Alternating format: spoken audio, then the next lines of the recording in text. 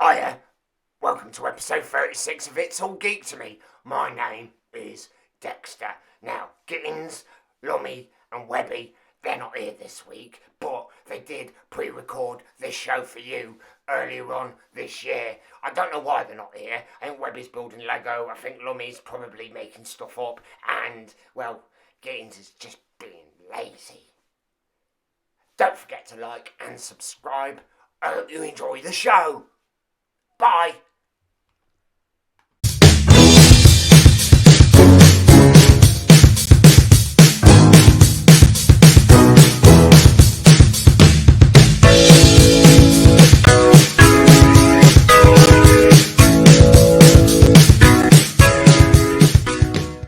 Hello and welcome to another episode of It's All Geek to Me, the pop culture chat show where three friends with varying degrees of nerd knowledge get together to have a chat about all things geek once a week. My name is Rich Gittins, and joining me this week and every week is my buddy Chris Lum. Coming out, Lummy. Hello. Hey up, Lummy. How are you doing? I'm all right. How are you? You all right? All right.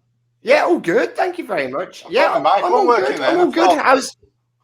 Is I know. I think there might be there's a little bit of a delay there, but we're all right. Don't worry. Technology is a wonderful thing. We've got a special show this week, Lummy, because we're going to be talking about Batman later on.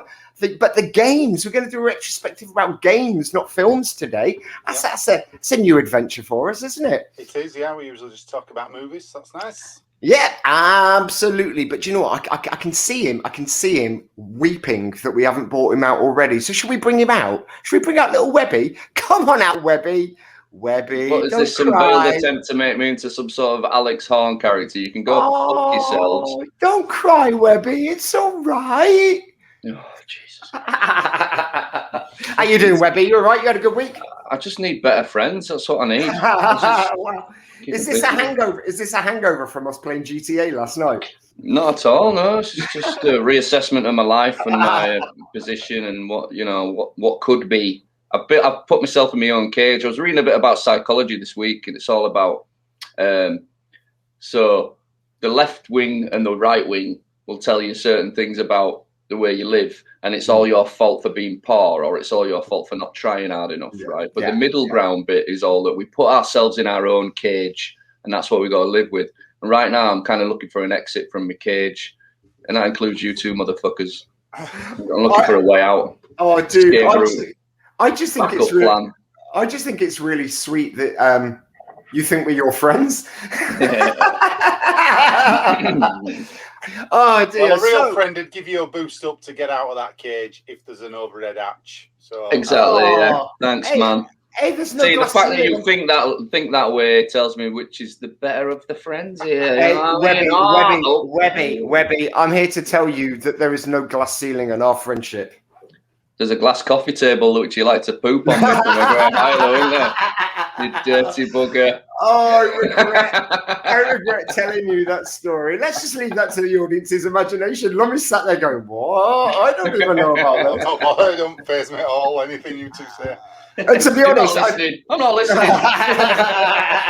I'll stop listening like 25 shows. I know you two have got the special friendship. Oh yeah, well it's a nice friendship, right? Well, look, Webby, if you're going to lie underneath my glass, Webby, if you're going to keep lying underneath my glass coffee table, I'm going to keep pooping on it. There you are. It's as simple as that. I've set myself up. Anyway, isn't this weird? If you think about it, the audience would be watching this in the future. I've been thinking about the time. It's like a bit Back to the Future of this. Yeah, absolutely. A flying car just went past. Yeah. There's a whole car outside. Yeah, so God knows what could happen. They could be watching this in an apocalyptic environment, man. Yeah, that's true. Folks, leave a comment down below and let us know whether the apocalypse has happened yet. Just it'd be interesting to know. Where are you sat watching this at the moment? Are you sat watching it from in front of a burning fucking oil drum, keeping yourself warm while the rest of society is trying to steal what you've got? Or were you smart enough to build a bunker in your back garden years ago and everybody called you crazy? They said, why are you wasting your time stockpiling cans of peas? You'll be fine. Who's laughing now? The apocalypse, YouTube and Facebook could still be working. Whoa! You're spoiling our fun, Lummy. I think they'd find a way. I do. I'm sure probably there would be, actually. Yeah, I think they probably would. It'd still be like some lass doing a makeup tutorial in a bloody burnout. Get rid of all your burning here. Obviously, if your favourite mascara is not available anymore, you soot. I've got some soot here. We'll just soot it up. Yeah. I watched a YouTube video. Apparently, it's a new thing the other day. Shitting on coffee tables. Shitting on coffee tables. It's my channel. No, it's people putting mustard onto fresh watermelon and eating mustard and watermelon together. And apparently, it's really delicious, but it freaks people out at actually how tasty this really disgusting concoction is. But it's a new YouTube thing. Just people eating watermelon and mustard. I mean, what are they going to think of next, lads? What are they going to think of next? It'll get to the point where people are doing Russian roulette TikToks. I swear to God. That sounds mind-blowing, man. Genuine Russian roulette. Yeah, I bet you. There's loads of things that people do. They've already got the kind of YouTubers versus TikTokers boxing tournaments going on as well at the minute. I mean, I guess the sky's the limit, really, isn't it? It's interesting. Let them beat each other up. I'm with Bill Hicks on this one. You know, that argument is TV too violent? Is it too? I'm like, fuck. If people want to brain themselves on TV, let them knock the shit out of each other. I'm fine with that. I'll watch it as entertainment. Fuck them. Yeah. Put them on an Ninja Warrior would have a whole different element to it if there were a pit of fire at the end that you had to jump across. And if you don't make the jump, you just burn. Get rid of the water pools and put a flame pit down. See what happens. Yeah. Some wild tigers or something like that, and just getting mauled to death. That'd be brilliant. Yeah. If you're that desperate to be on TV, let's see how far you'll go. Let's just extend it. Let's push the envelope. Do you remember that thing? I think it was on The Word, wasn't it? On Channel 4. It was I'd do anything to get on TV. Yeah. Oh God! There was a guy who so those of you who are too young to remember or aren't from Great Britain, there was a TV show late on, I think on a Friday or Sunday night, really late, and there was a segment they had on it called "I Will Do Anything to Be on TV," and I think there was a guy who drank a shoe full of somebody else's sick, and there was a guy who snogged an old lady, like proper tongues and all that sort of stuff. There was a guy who had to. There was a lady on an exercise bike, a bigger lady, and she had to exercise for like 10 minutes, and then he had to lick her armpit and stuff. Yeah, I remember that one. To be honest with you, I find that version of television more honest than what people say they're doing now. You know, with the celebrity Love Island and I want to be a celebrity so bad. Do you know what makes me laugh? These videos where there's somebody on YouTube and they go, I'm watching like a classic film for the first time. You're like, are you fuck? You are not watching that. I'm watching Back to the Future. I've never seen it before. And then they're watching and go, oh my God, it's going back in time, the car. You're like, absolutely. There's loads of music ones where people sit there and listen to like Steely Dan or Frank. I was about to say that. I'm listening to Phil Collins' Another Day in Paradise for the first time. I'm listening to Beatles for the first time ever. Who are they? I've never heard of them. It's unbelievable. And the worst thing is, they let it play for 30 seconds and then they pause and tell you how blown their mind is. And I'm like, if you listen to the song all the way through, it probably has a bigger impact than you staggering it in little chunks. But that's what people want to watch. Maybe that's what we need to do. Just some arbitrary bullshit. No, sea shanties. That's where it's at, lads. We need to do an It's All Geek to Me sea shanty. No, I think we should. That should be our intro one day. Lummy's got the bass. You've got the tenor voice. I've got the baritone. And we do I think it should be simpler than that, right? In one corner, you've got shit. They don't want good stuff. They want us opening a box of a box. Yeah, or Lummy in one corner eating a full packet of Jacob's crackers by the end of the show. And then Rich will open a box of something that you got delivered from Amazon or something. Some post. I'll open some post. I've never seen these crackers before. What are they? oh God, the crunch is so violent in my mouth. Yeah. Why are these so sharp and dry? And then one of us is like, try a bit of cheese with it, it'll blow your fucking mind. Try some fucking mustard and watermelon on it. Yeah. What one of us could do one week, right, is just sit there watching something in the background and say it's the first time we've seen it and just sit like that. Go, what did you think? And go, my mind's blown. I've never seen Back to the Future. It was so good I couldn't even speak throughout the whole thing. Well, that's what you're supposed to do, mate. You don't sit in cinema going, looking at everybody else, going, fucking hell, this is brilliant, isn't it? Have you seen what's going on that screen? Amazing. Peter Rabbit literally just left the garden. Well, it was the only beginning. It was only the beginning. Yeah. I mean, if that's what it takes to get views, though, watch mindless shit and lie about things, then you can keep your fucking views. How about No, I disagree. We need a highbrow, intelligent, conscientious show just like this. That's what we need. And we'll do it the hard way. We'll work hard. We'll go from 3 viewers to 7 within a space of a year. That's a plan. To be fair, we can do that in the space of 5 minutes. So we're not. So you don't want to hear about the really uncomfortable poo that I just had then? I'm guessing not. I guess that's not the level we're going at. No, go for it. Let's try it. Look, this whole thing's an experiment to see whether a pre-recorded episode will work. Bring it on, man. What you got? You have a spiky poop? It wasn't spiky, but I did make some loaded nachos for me and my girlfriend last night. So some homemade veggie chili, loads of guacamole, loads of salsa, and a few too many jalapenos. And I've got to say, the equivalent, right, of making a nuclear bomb, filling the chassis of the nuclear bomb with knives, right? So when it explodes, not only do you get a nuclear bomb, a bunch of knives fly out. You get shrapnel, yeah. Yeah, that's like the culinary equivalent of serious nuclear bomb. Yeah, you set yourself up there. Yeah, and it was one of those ones where you finish, but you're not quite finished, and you feel like there's still something a little bit up there.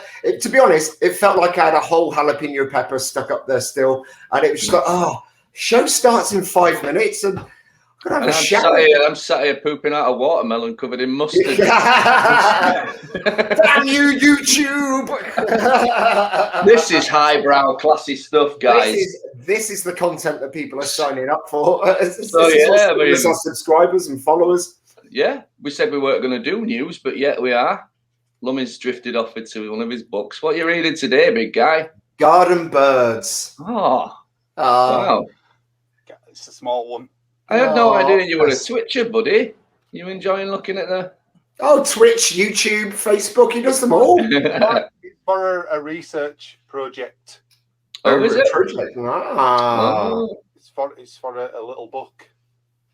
Oh. Are you writing another book, Lummy? Oh, I'm always writing loads of books. So what have you got? I wrote one this morning. What did you write? What have you been writing about? What's the plan? Or is it too much of a spoiler? It's too secret. Oh. I can't tell you. You're worse than George R.R. Martin keeping an eye on. Bloody hell. Can't wait for the sequel to What's That Under the Bed. What's under the bed? Yeah, the floorboards were just the beginning. I know not to do a sequel straight away. You got to wait. Yeah. Some other stuff, and then they go, it's not as good as the first book, and you're like, you fuckers, you want the same again? Well, that's because you've got a conscientious choice to make here, whether you're going to rush it or whether you're going to just pander to the need of the studio and just put out any old shit like Star Wars, ruin your own franchise. Or Harry Potter approach and make it twice as big the next one, and then the next one's going to be 3 times as big. You know what I mean? Until the last What's Under the Bed's going to be like that, and you won't be able to read it to pick up. You won't be able to pick it up to read to your kid. What's Under the Bed? That giant book. It was there all along.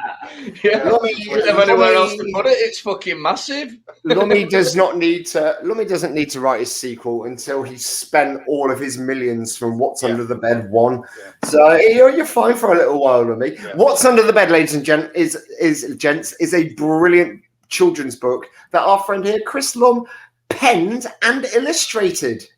And what's under Gittins' bed is just a load of dust and tissues, jizzy tissues. Yeah. Some crusty socks, Oh, you with the crusty socks. Why did that turn my stomach so much? I'll do the I don't know if adult it's version. because all this time I've just been masturbating like a normal person. Or if I've missed a trick and I'm like, damn it, I could have been using socks all these years. You're obsessed with the wanky sock. I'm trying not to leave a footprint, no carbon footprint. I'm just trying to do my bit for the Just planet. Why am I going to use just- Well, ironically, you're doing it into a sock. Yeah. which I can wash. I mean, like you take your sock. What's wrong with you? You take your socks off at night. You recycle your socks and then you wash them the next time you go into the. What's your problem, guys? Seriously, why do you hate the planet so much? Well, you're washing too many socks. That's causing carbon. Whoa! Whoa! Whoa! Do you wear your socks more than one day in a row? Not if I've jizzed in them. You wear you wear your socks and then you'll wear them the next day. Yeah. Dude, I do not. I'm rigid with my feet. I change my socks every day. And because I spunk in my socks are also rigid, so it's absolutely fine. I like to go barefoot a lot though when I'm around the house. Do you? Do you? Yeah, but you haven't got a kid dropping Lego and little cars everywhere. Yeah. Oof, Jesus, they are painful to stand on. Yeah, they I'm are trying to figure spunky, out- aren't they? I think we could do that as a future show, a torture list of what's the worst thing to stand on in your house. Well, what you I've can got a do is few. just get Robin to recreate like a scene from Home Alone, and he can set up a load of booby traps using his toys for you, and then you can. I think they're equally bad actually, but if I think about it, standing on a Duplo brick, which are bigger than a Lego brick, it's just as painful. Really? Standing on a tank, yeah, because they're really. Yeah. Yeah, we should do that as another video with like a task or something. Webby's got to walk barefooted across a load of toys, and he's got to work out which one's the most painful, and then we set them all on fire. That'd be interesting, actually. We were working on maybe doing a ripping Taskmaster off and doing a bit of Taskmaster thing in the future. We'll see what we can come up with. We just need the right Taskmaster. You've got to act like it's the first time you've ever stood on one as well, though. That's what gets. So there's acting involved. Oh my God! It's so painful. What is this? Oh, that's it. A reaction to standing on Lego for the first time. Yeah. There you are. That's the YouTube channel right there. That's one of the cleverest memes. You know, occasionally you get a really clever meme that never really leaves your head. It's the one with the great white shark breaching the waves and jumping out of the water with its mouth wide open, and the caption underneath was something like, "This what happens when you stand on a Lego. When a shark stands on a Lego brick." Or for the American viewers, a Legos. Yeah, what is up with that? Right, okay, America. Why have you taken the S from maths and added it to Lego? I used to work with this French breakdancer who used to do this thing where he'd go, "Okay, I want you to extend your arms and wiggle your arms." I was like, whoa. Why have you taken the A? Why have you taken the H off hands and added it to arms? How does that work? That's ridiculous. Coming over here and speaking another language. Yeah, improving yourself. Fucking show off prick. Idiot. Yeah. Yeah. Put So some hand san on. Oh, some hand san. Like you're sanitising in your own gaff. What's happened? No. Did we have to do that? I was supposed to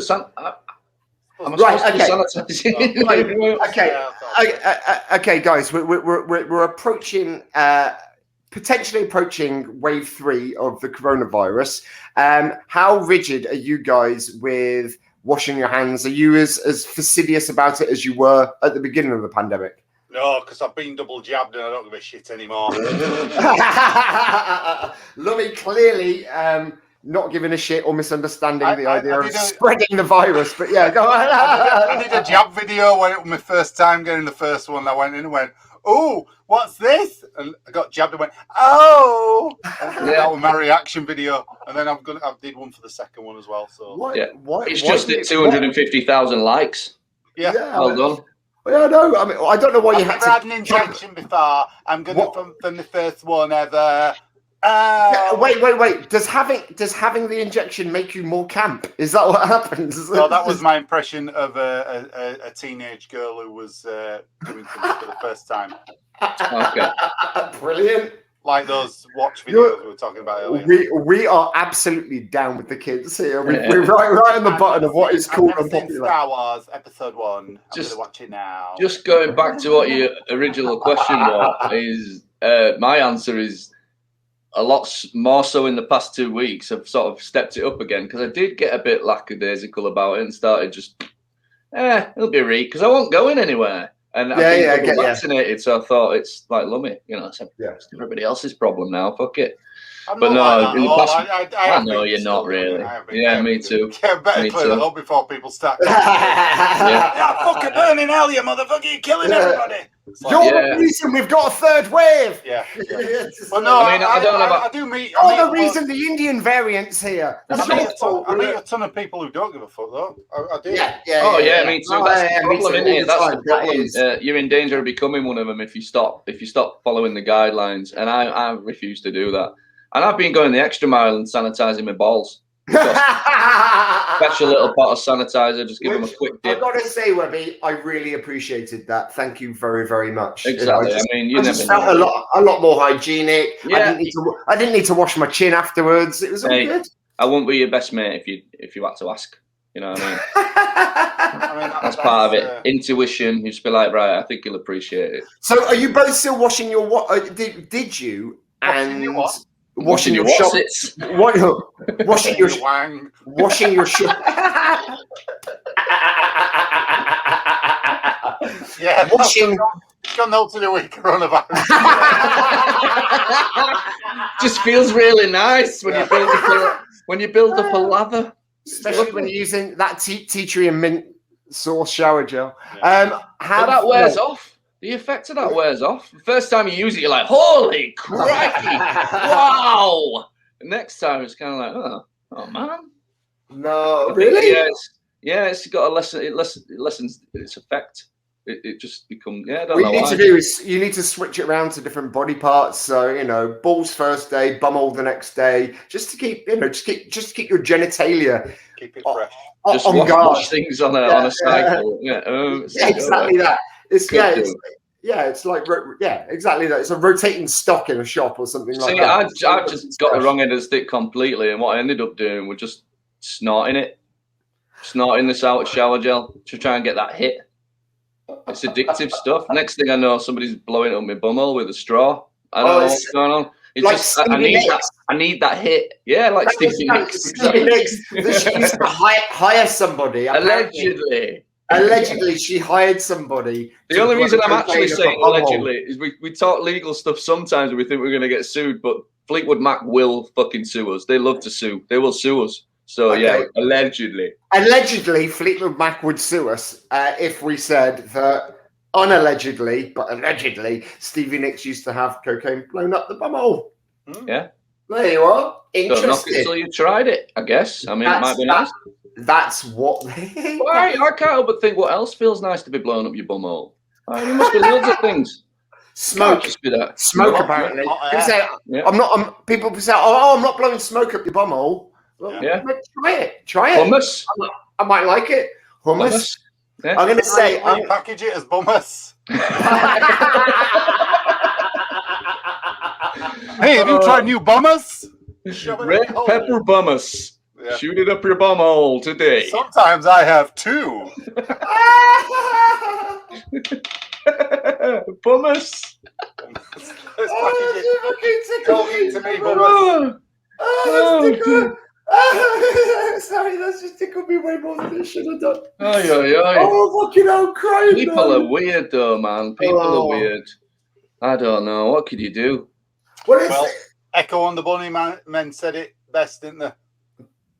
Did they? Yeah, they did.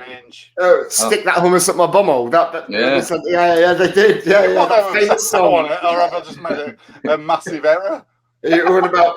I think it's actually In Excess. But they did the version on Lost Boys. Yeah, and the original is by The Doors in the 60s. That's right. Yeah, I like the thingy version though. So. Yeah, me too. It's a great song actually, and I think it's one of them songs that every version's actually pretty good. Which song are you talking about? Doom, doom, doom, doom. I thought you were People strange. Yeah.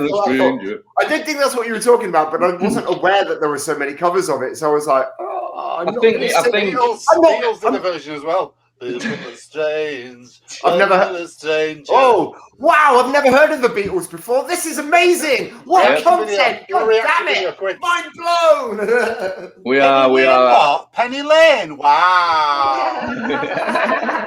Yellow. Why are they all in a submarine? What's a submarine? I've never heard of that. And they live there. Wow. I don't get it. How did they get? We're learning so much today. It's, yeah. Good job we haven't got a fact checker on this show, isn't it? It is a very good job that we haven't got a fact checker. But I asked you guys earlier on in the week to come up with your best and worst Jim Carrey films. Because actually, that guy has got a boatload of films out. You kind of forget how many awesome films that Jim Carrey has released, and such a range as well. And I know that Lummy is a huge Jim Carrey fan, or certainly when we were in college. He was probably one of the most quoted comedians on our course. We used to sort of refer to him all the time, do skits from all his films. We had our friend James as well, who just like absolutely adored. Whoa. James was on another level, though. James would get the haircut that Jim Carrey was sporting in the movie that hadn't even come out yet. Do you remember that? Yeah. Cable Guy. When Cable Guy came out, and he got and it was a couple of months before, like he'd seen the trailer, and he used to get the haircut of Jim Carrey for like those few films that came out. That was crazy. I don't think he ever did the Ace Ventura haircut. No. That was before we knew him, I think. Also, that was his first thing, wasn't it, as well? So he probably wasn't a fan until he'd seen it. That's a good point. He made the Riddler outfit, didn't he? From Batman. Yeah. Oh my God, that was incredible. Yeah, and his missus had the cat. They made the Catwoman outfit as well. His girlfriend at the time, and they went to the party as Catwoman and the Riddler. There was some awesome. That was amazing. Yeah, that was amazing. Were you guys at that party? Because I went with Tim from the year above us in the course, and we went as Bill and Ted. Oh, I remember. I remember that. I had hair as long as this, and we just threw some clothes together. It was an easy costume. Yeah, I think that's the party I went to dressed as one of our lecturers. And I sprayed my hair black and went as Derek Ross.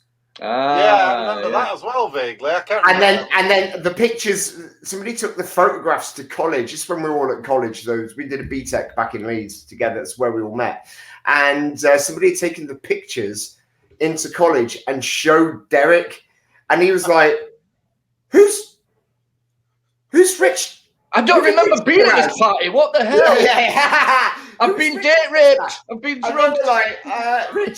Rich went dressed as you, Derek. And I was like, oh, fucking hell. Derek used to drive a Ford Cortina as well, didn't he? Capri. A Capri, that's it. Because that was the joke, wasn't it? It was like, what's the difference between a hedgehog and a Capri? Hedgehog has its pricks on the outside. Blacked out windows so you couldn't see which student you were taking home. Allegedly. Honestly. At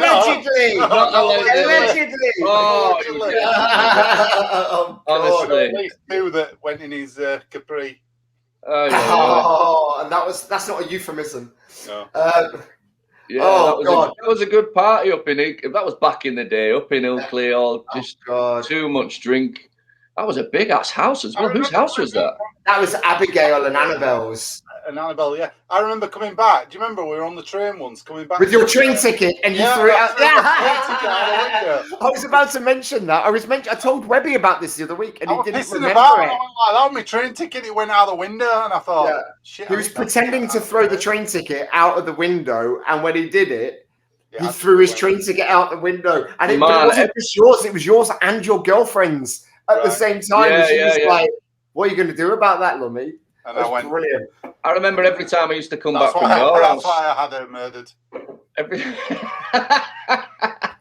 Allegedly. I remember every time I used to come back from your house on the train, Lummy, you'd tell me not to get rid of my ticket. And I'm like, don't be so stupid. What difference does a ticket make? And every time we get to Leeds and I'd throw my ticket away or lost it, and I'd be like, it started out as a joke, but then it became like a thing. I just couldn't help but get rid of my ticket. So I'd have to put some earphones on and walk through the barrier like that. Yeah. Guys chasing after me. Like, well, yeah, I'm a trained idiot. What can you say? I'm not a flea in the way of the trains. So that was a little stroll down nostalgia lane. But I was going to ask, Lummy, what was it about Jim Carrey that made you such a big fan when we were at college? Well, are we going to go into our best? We might as well go into our best and worst, aren't we? Oh, is that part of your best and worst? Okay, I just thought it might be a nice sort of preamble introduction into it. Okay, all right then, go on. So my best film, I've got to pick it, Ace Ventura, the first one he did that really put him on the map. And this is what got me into, Jim Carrey and loving his films so much. At the time, as you say, we were at college, and I saw the trailer. I remember the trailer thinking, what the fuck is this? It looks like mental madcap. Great. And then, if you remember, I used to go and watch Ace Ventura with everybody from college. I must have seen the first film at least 20 odd times. What, the cinema? Different people from college were going to the cinema at different times. I love that. I love the spirit of Lummy's generosity going around college. Oh, I've just seen the most amazing film. Oh, what was it? Ace Ventura. It's got Jim Carrey in it. It really blew me away. In fact, fuck that. Come on, put your pen down, stop your lessons. I'll take you to see it. And then he comes back the next day and like, anybody else not seen it yet? Come on, Uncle Lummy. You literally, that is what happened. I went and told people and said, I'll come and see it with you. I want to see it again. And yeah, to the point where I went so many times then. And that's when the quotes start around college. You're doing all the quotes, from the film. But the first film, it's just so funny and different at the time, I mean, now you see a lot of stuff similar to this and, all the quirky comedy and all that. But at the time, I think it was, it was based on his performance as well, wasn't it? As his stand-up. It was a perfect vehicle for his rubber-faced and some shenanigans. Some of the people who were going to be in it, they talked about Danny DeVito being Ace Ventura and all sorts of different casts. Oh, really? I didn't know that. Yeah. We're like, he wasn't the first choice. And then I think the director watched him as a stand-up and went, oh, shit, this is the guy. We've got to put him in it. And then that's where all the alrighty then came from and all that. Alrighty then. Okay, so how much of it was written and how much of it was brought to the table by Jim Carrey? Do you know? It'll be the catchphrases and things certainly were, because he used to start his stand-up off and go, my name's Jim Carrey, how are you today? Alrighty then, that business. So it'll probably be the bookends of the scene dialogues that he probably went in. I don't know, but and you know what, it brings back this question now. We're talking 30 years almost since Ace Ventura came out, and we keep talking about these older comedies and saying that they're dated. But have they dated, or have they just been what's the word I'm looking for? Emulated. Emulated so much by other films and other movies that we've just got used to that brand of humour. So therefore, you know what I mean? So Jim Carrey never lost it. We just got used to him. Yeah. Because everybody else started to emulate him. That happens all the time, I think, with films. Yeah. Well, not just films. I mean, look at The Office. The Office. The Office has been emulated. Of course you will, Lummy. Yeah. So many times. It's a proper framework for a show now, isn't it? The Office. If you take that Office element and put it in a park, it's Parks and Recreation. But even The Office, it had been such a long time before that people forget about Spinal Tap, obviously. Yeah, Which exactly. is where that came from. Ricky Gervais said himself he was a massive fan of Christopher Guest and all them. And me too. Christopher Guest is a freaking genius, man. But there might be a dip where people forget about things like that, and then it comes back again. A really good point. But also, there's this sort of career path for your stand-up comedian breaking into Hollywood. And it didn't start with Jim Carrey and Will Ferrell and people like that. Not Will Ferrell. Will Ferrell wasn't really a stand-up. But going further back, the whole thing starts with people like Robin Williams getting from stand-up into movies. And then there's a whole career path where you do a few funny movies and a few family movies. And then you go for the serious Oscar-worthy. And every one of them's done that. Will Ferrell's done it with Stranger Than Fiction or whatever it was called. Yeah. A couple of straight movies with no comedy in them. Jim Carrey did it with Truman Show, and there's that whole precedent there to build your career on that. And I think Robin Williams is really important in that equation because he turned it from being, and people like Tom Hanks as well who started in comedy, they turned it from being comedy roles into serious actor. There's something about if you can understand how comedy works and you can make people laugh, you can understand how tragedy works, and you can make them cry. But that's the point. The point being, the rule is that you don't play comedy for laughs. You play it. You trust the writing, and you play it as though it's a serious thing. That's where the jokes in the writing come out. If you set it up, then it's never going to work. It's so true. I mean, even with me, with the improv we do, and the courses, I always tell them, people come on it. You get stand-up comedians coming on the course, and they're chasing the jokes. And it doesn't work at all. It doesn't work. They're the worst kind of people to try and get that out of, because they're already going, I'm on my own, I'm doing a joke, and you're like, you need to be a team player and stop chasing. Exactly. The rule of three still works really well. Within that, the comedy rule of three. So all those things still work really well. It's just you don't play it for jokes. You have faith and trust in the writing, and that's even if you take Ace Ventura, which is really silly, the character, he's still playing it straight in a way within the character. Exactly. It's just the character is a maniac, but he still believes he's a pet detective. And the people around him are playing it so straight, like, who is this nutcase? It makes it even funnier. It's like we talked about that with Puppetry the other week. It's like Inspector Clouseau, Peter Sellers, everybody around him played it straight, but he was just a bumbling idiot. Or Mr. Bean. It's like we were talking about puppetry as well the other week, like on Warhorse, when we were working on Warhorse and things like that, that the actors around those puppets have to treat them like real horses, otherwise it all falls apart. Yeah. And it's the same with everything, isn't it? It's like, if he's not playing that character truthfully to every extent, then the audience aren't going to buy into it. They're not going to suspend their disbelief. And if they don't do that, then you're wasting their time. It's as simple as that. I mean it's a great idea for an actual show to sort of go into, because like you just mentioned, Peter Sellers, that reminded me that it didn't start in the 70s with Saturday Night Live and Robin Williams and people like that. It started way before then. People who were successful on radio shows, like The Goon Show and whatever, Spike Milligan and some of the Monty Python cast started on the radio, and they sort of gravitated towards being in massive movies, and that whole career path starts even earlier. Peter Sellers had a lot of straight roles as well. You can argue comedians going back to silent. Charlie Chaplin, that's exactly what I was about to say. Like really silly characters. Laurel and Hardy. This one of my favorite Laurel and Hardy scenes is a scene where Stan Laurel and Oliver Hardy and their wives, two wives, their wife each, are about to go on holiday, and they've got the car all packed up, and they're kind of really chuffed that they're going on holiday, and all the neighbours are just looking out the windows and out on their doorsteps, and they're like, oh, they're going on holiday, goodbye, and they're all in the cars going, goodbye, and all the neighbours are like, goodbye, and like, goodbye, and everyone's saying goodbye to each other, and they go to start, and the car stops. So they get out and they fix the car, and then they all get back in again. It's like, goodbye, goodbye, goodbye. And the same thing happens over and over again. But for some reason, they never quite get to go. And the whole film is literally that joke on repeat. And it's brilliant. But as soon as any of them set that up as not being a real thing, then it's shit and it falls apart. The most modern example we can give of this is, we talked about it before on this show, and it's why I think the film's terrible. The Ghostbusters reboot.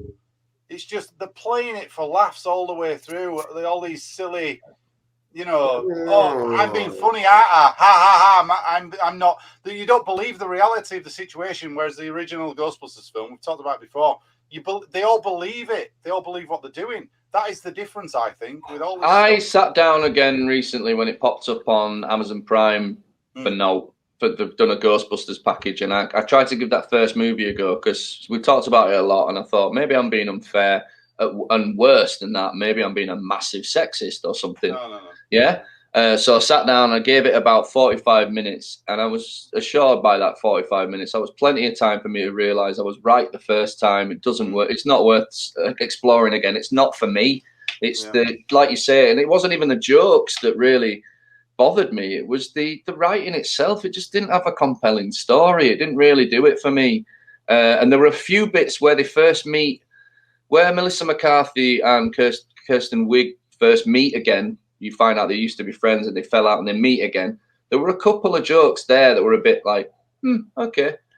But there was no belly laughing going on. You know what I mean? It's not about the sexism either. I really hate it with this film that everybody jumps on that bandwagon because I like all those female comedians. They're all great in their own different way. Okay, I think for you personally, that's fine. I don't think there's any part of you that's sexist, but I think that we can't just dismiss that because there are a lot of people, and we know there are a lot of people in the geek community who are massively sexist. They're absolute massive man babies. So that is an element of it. Yeah. That is an element of it. I loved it, and I kind of, it's a bit in disgrace because I think Kate McKinnon played everything really seriously, and I thought her character was brilliant. I really loved the way that she played it. I think that's a problem, right? Because you have got a couple of actresses in there that are love them or hate them people. They're quite well known for. If you don't get their style, you're never going to laugh at what they do. I can see what Kate McKinnon's trying to do, and I can see that she puts a lot of work in. But for me, it just misses the mark a little bit. I just think the script's terrible as well. And I'm certainly not saying it's a piece of shit film. It is what it is. I didn't say I'm not looking down on anybody that likes it. It's just not for me. And that's do you know what I mean? It's not really for me, and it's a shame because I am their target audience, really. No, you're not. That's the point. And I think what you said first was right. It's not for you. And this is my point all along. People who like it as well, and it is. We should have a thing at the start of the show. Really, every time the opinions on the show are our own.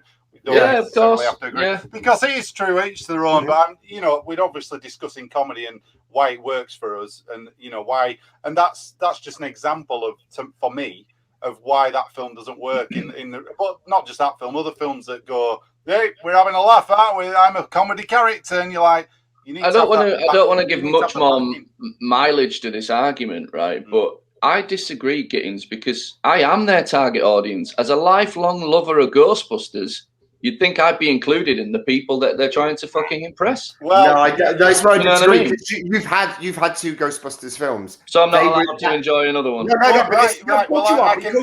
wasn't written for you. This was written for a younger audience, females in mind. I just think you're not the target audience, and I think that's where not you, but a lot of geek community guys then overstep the line with sexism and things like that. You've explained there, Rich, even describing that, what the target demographic is. There shouldn't be one. It should be a comedy film that anybody can watch. Yeah, really? I guess that's part of the problem. That it's for females, that's the problem straight away. They're tailoring it towards females. You're like, it should be tailored towards everybody.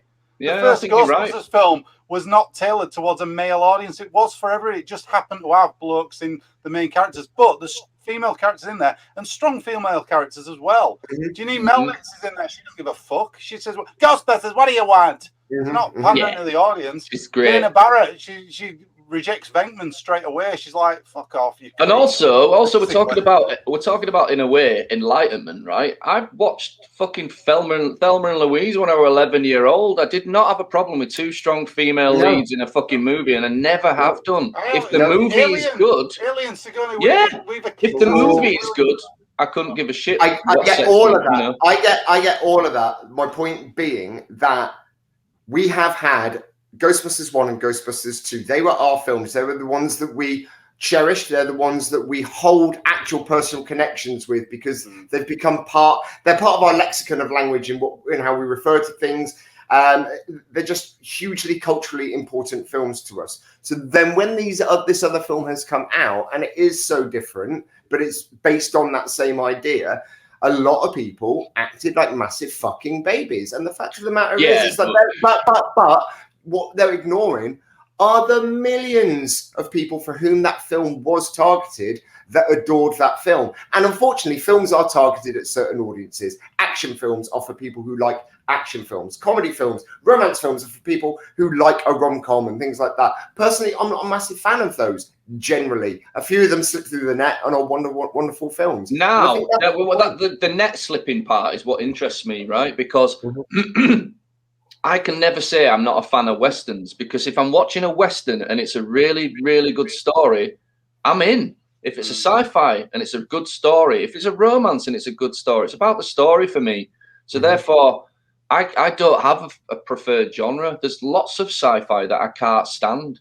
And it isn't because I don't get it. It's because the story isn't for me.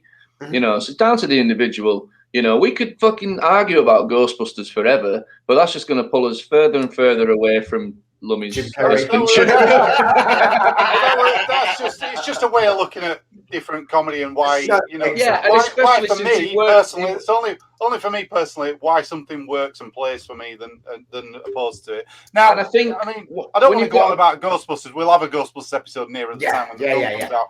But you know, we'll see what the new film's like. You know, because that's got, you know, it's got kids in it basically as Ghostbusters. Another different way of doing it. Yeah, and, yeah, that's a good point. That's again. I mean, I always cite Harry Potter as a reference here because Harry Potter doesn't work for me because of the kids in it. However, that doesn't mean I can never appreciate children as actors because it's about whether they're good or not. So Stranger Things works for me because they picked good actors. They picked good. You know, it'd be completely different if they were dealing with a bunch of Harry Potter pissants in it. You know, that just got picked because they look a little bit like what the director wanted the character to look like. It's not on artistic merit whatsoever, you know. So yeah, story is a massive factor for me. People have become lazy, and I'm not sure. We've talked about this so many times. I'm not sure if it's because they don't know what we want. They worry too much about what this army of geeks is going to say about their movie when it comes out. Okay, so I think that's as really much good freedom. Point. They don't have as much freedom to explore story. That's a good point that you've just raised there. How much do you think this is studios watering down content to try to appeal to as many people as possible, but not actually hitting any of those beats? 100% that. And the biggest example is Star Wars. Right. That was what I was going to say. It's an absolute car crash of films, that, because they're trying everything they can to appeal to people. Instead of going, let's just do what the story we want to do and plan it all out. You know, it's a slapdash approach, isn't it? It's just like Jackson Pollock. And it came out that J.J. Abrams has admitted they didn't have a plan at all. And you're like, well, of course you didn't. You can tell that. Really? But he's actually come out and said, yeah, we had no roadmap. But I think when you've got somebody on the opposite side, like Kevin Feige, who's actually ruling his property with an iron fist. If you like that, iron fist. Anyway, like, he cares. He cares about what people think. So therefore, when you weigh it up, the Star Wars movies are worse than the Marvel movies because they cocked it up so badly. They're not paying. They haven't got their eye on the prize. Well, they just opened that Marvel, what is it, Avengers campus, didn't they? And there were a video of Kevin Feige on there saying, you know, I've been a lifelong fan, so for me to open this Marvel campus and have all these movies out, what this is based on, it's like a lifelong dream. And he says he's a fan of Disneyland. He goes there with his family, you know, that's family time. All this, and you're like, yeah, you can tell the guy loves this stuff and he wants to get it right. Whereas Abrams pops along and goes, I'll do a movie. And I do still believe Force Awakens had that Star Wars feel to it. But then it just went so off the rails, they didn't have a plan. It was like, we don't know what we're doing. Help us, Dave Filoni, or our only hope. That's where we've ended up, isn't it? But it's true, you need a plan, and don't try and get your demo. What happens is you try and please everybody, and you can't please anyone, that old thing. You know? Yeah. We are in a difficult age. There's so much media around. Everybody's so picky, and everybody's got an opinion now because of formats like this. You know, we get to blabber on. Just trying to bring this back to Jim. No. It's really important. But just to come back to Jim Carrey a little bit, and before we get on to your worst Jim Carrey film, when did Jim Carrey appear on your radar? Were you aware of the work that he'd been doing on Saturday Night Live, for example, before Ace Ventura? He didn't do Saturday Night Live, really. We were only guest host later on that. He auditioned for Saturday Night Live and didn't get it. Oh, really? He was in the other one, wasn't he?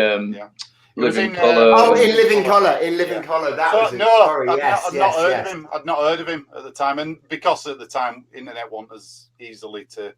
Yeah, sorry, because I fucked up. I'd heard of him. I meant In Living Colour because I used to watch In Living Colour, and there was and I remember him doing a sketch where he played a Vanilla Ice character. Yeah, that's right.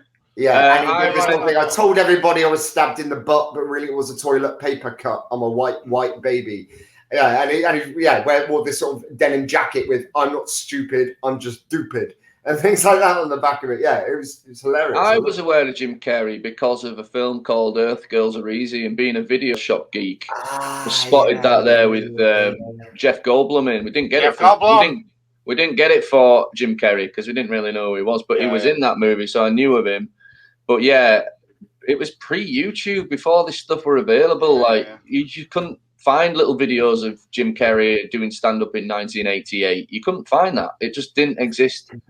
Have either of you seen the video that of him doing stand-up where the audience just were not receptive to? I mean, that was the thing. They blew them away, or it was just an awkward, embarrassed silence. And there was a show that he did. There was a show that he did where there was a grand piano on the stage, and I don't know if you've seen this footage, Lummy, but halfway through the show, he just puts the mic back in the stand, climbs inside the grand piano, and just pulls the lid down and stays there for the rest of the show while other comedians just come on and do their acts. And he was just like, yeah, I'm staying in here for the rest. I mean, the guy seems like, and we might go on to talk about his later life, but the guy seems like he was a real tortured soul as well.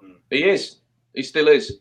He still is. And talking about that Hollywood arc, if you look at the arc that Jim Carrey's been on, the superstardom, the money, the fame, the adulation, the adoration, and the constant need to keep outdoing yourself and be funny. When people like that aren't funny and they do a bomb of a movie, it tears them apart. I don't know if you guys have seen recently.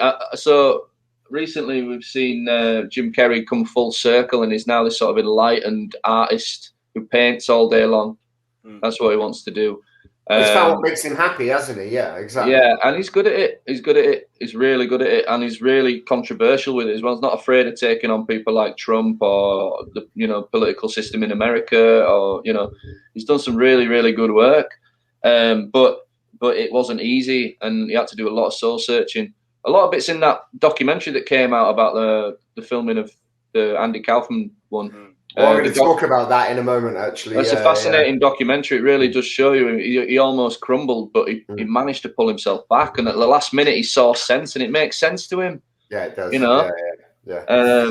We'll get on to that, won't we? So, Lummy, what was your worst Jim Carrey then? So the worst one, I've picked a film. It's tricky this because there's a few that I'm not too keen on. I've only seen once, and this is one of them. It was called The Number 23. Yeah, I was actually voted his worst film on Rotten Tomatoes. I went to see this at cinema, like with every Jim Carrey film, and it missed the mark. I didn't see it. First serious films, and I think he tried to do something so far out there that it didn't work. And to me, you can, when you watch somebody, you think, oh, you're trying to be serious, and it's just not coming off. Right. However, I would argue that he's not bad in that film. It's not his performance that ruins the film. It's just a crap film. Directed by Joel Schumacher as well. There you go. Forever, but yeah, I haven't really got a lot to say about it because I haven't even seen it since then. Oh, just maybe I could give it another go. So was this after his role as the Riddler? I was late on, yeah. Okay. This is sort of. It's kind of. I think it's his first serious role in it before he started doing Truman Show and things like that, or maybe. I think it's after that. I think it's slightly after, yeah. Okay. But going back to Ace Ventura for a sec, Rich, guys, where do you put the Ace Ventura 2, Lummy? Would you say it's one of those for me that the sequel's almost as good as the first one because it's just such a ridiculous thing.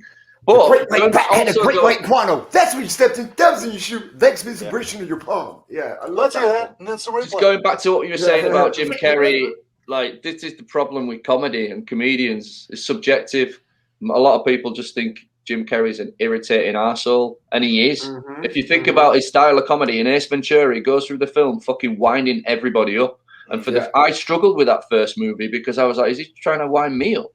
Do you know what I mean? But then, once I learned a little bit more about Jim Carrey and I went back and watched it, loved it. But the first time I saw Ace Ventura, I was a little bit like, he's an annoying prick. Yeah. So there's something about that that's exactly how I felt, how I feel. I feel like people who don't like Jim Carrey but like Adam Sandler, I think there's just a similarity there that I'm not an Adam Sandler fan, but I see that there is a crossover between somebody who goes out of their way to play annoying characters but really wind people up. And I think people who don't like Jim Carrey, I feel like they probably feel the same way about Jim Carrey as I do about Adam Sandler. Is that? I mean, Adam Sandler's a weird one because I don't like his comedies. Pretty much, I think the only comedy I like that he did was The Wedding Singer. You And don't like Happy Gilmore?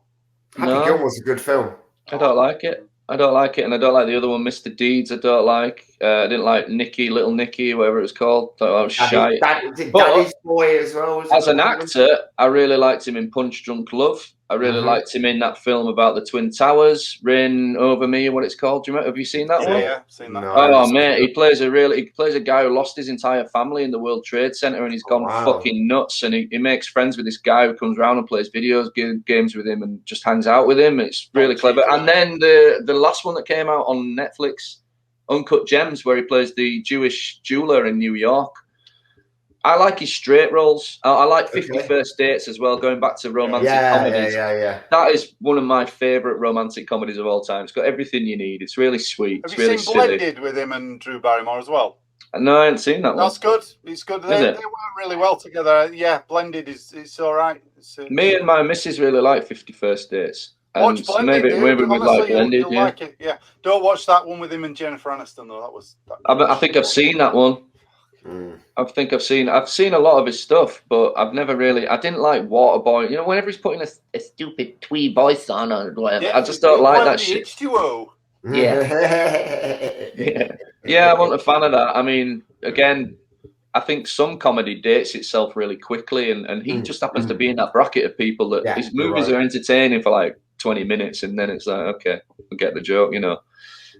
Personally, that's how I feel. I think he's really good and really underrated as a straight actor, and even in the most unpopular Judd Apatow film, Funny People, where he plays the comedian who got cancer, and he's not funny anymore. He's basically Adam Sandler. He used to be a stand-up. He was really funny, and then he signed the movie contract, got the big house, and he makes friends with Seth Rogen, and Seth Rogen's an upcoming stand-up comedian. He befriends him to help him write jokes, to be more hip again and young again, find his original spark. But he then reveals halfway through the movie that he's got cancer. So you're in this really weird 3-hour movie of like quite funny but really dark and really depressing. It's not a great movie, but he's really good in it. Seth Rogen's great in it as well. Have you seen the Adam Sandler stand-up special on Netflix? Is that a new one? No, I haven't. The newest one he did. Honestly, it's brilliant. He does his songs, and I'm pleasantly surprised. And do you know what the best thing of all is? It's filmed at different gigs, so it keeps you entertained as well. Like they'll show him like working on the material with his notebook out in a little, divey bar in New York, and then what's that called? I'd like to watch that. I can't remember what it's called. I'll have a look. I'll be able to find that quite easily. You'll find it, but it's so good. It's really nice. Right. And it shows you different gigs up to a massive stadium one. And there's a really sweet song about Chris Farley near the end as well. Oh yeah, I've seen that song. That song. But dude, it's great. It's really good. It shows how he can entertain a crowd like that. I forget all the time that he's a musician. He's actually a pretty decent songwriter and a pretty decent guitarist. And the best example of that for me is The Wedding Singer, where he's written a few songs. Where he says to Drew Barrymore, she says, "Oh, do you play it?" He's like, "Yeah." She says, "Will you play me something?" He goes, "All right, I will. But bear in mind, when I wrote this song, I was listening to a lot of The Cure." He starts playing this really like depressing song. Yeah. Oh yeah, apparently in real life he's a super nice guy and he'll do anything. Yeah, I've heard he is. It gets a bit of a pass for me, to be honest. I'll watch it. Yeah, is the stand-up special called 100% Fresh? Yeah, that's it. Yeah. Okay, I might dig that out, man. I'll give that a watch. I saw a video of him recently. Stacey worked on it. I saw a YouTube paparazzi video of him recently going into a Starbucks or a Wendy's, and they were busy. And the lady that was serving him didn't realise it was Adam Sandler, and he's just saying, "Have you got any room to sit down?" She's like, "Oh no, we can't, I'm afraid." And he's got his mask on, so she didn't know it was him. He just turned around and walked out. Didn't make a fuss. Didn't call them all cunts. He didn't say, "Do you know who I am?" Any of that. Just walked out. And then the lady was kicking herself because she realised it was Adam Sandler. And she didn't have a chance to tell him how shit she thought his films were. Martin Scorsese directed 100% Fresh. Right. Which is surprising. All right, then, Webby, what is your best Jim Carrey film? Right. Having said everything we said about his straight acting, which I don't mind, my favourite, my archetypal Jim Carrey has got to be Dumb and Dumber.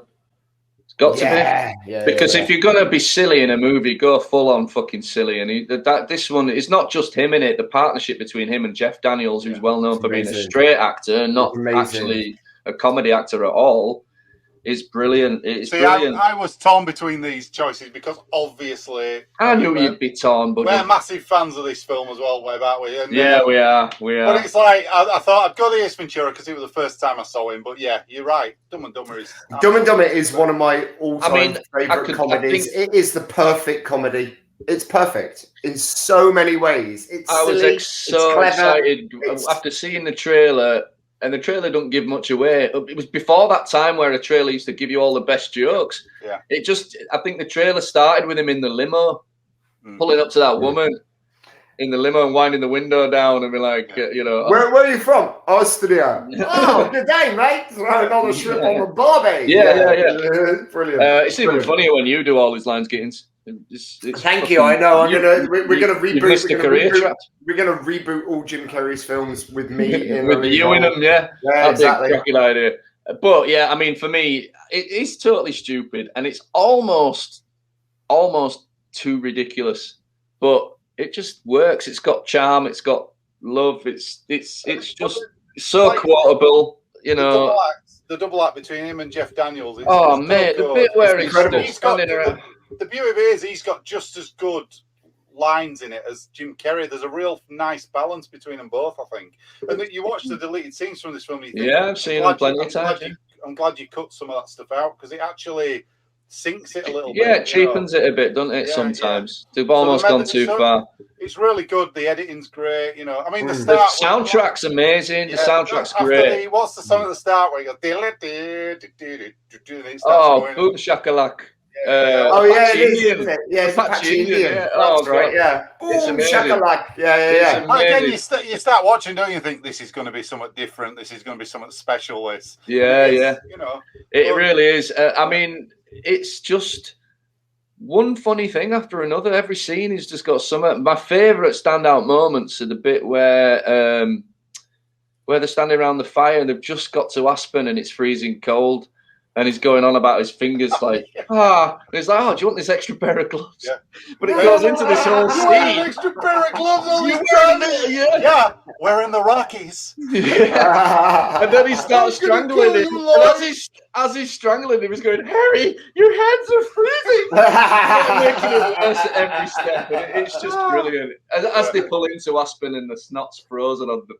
Just like, what a wild ride. And even before they get there, they get the little motorbike and he redeems himself, but he gets on the little motorbike with him and then set off in the wrong fucking direction. And he's expecting the Rockies to be a little but it's so rockier because it's a film that is so unbelievable and so stupid that you'd expect a certain part of society to look at it and just be like, oh, it's unbelievable, this is ridiculous.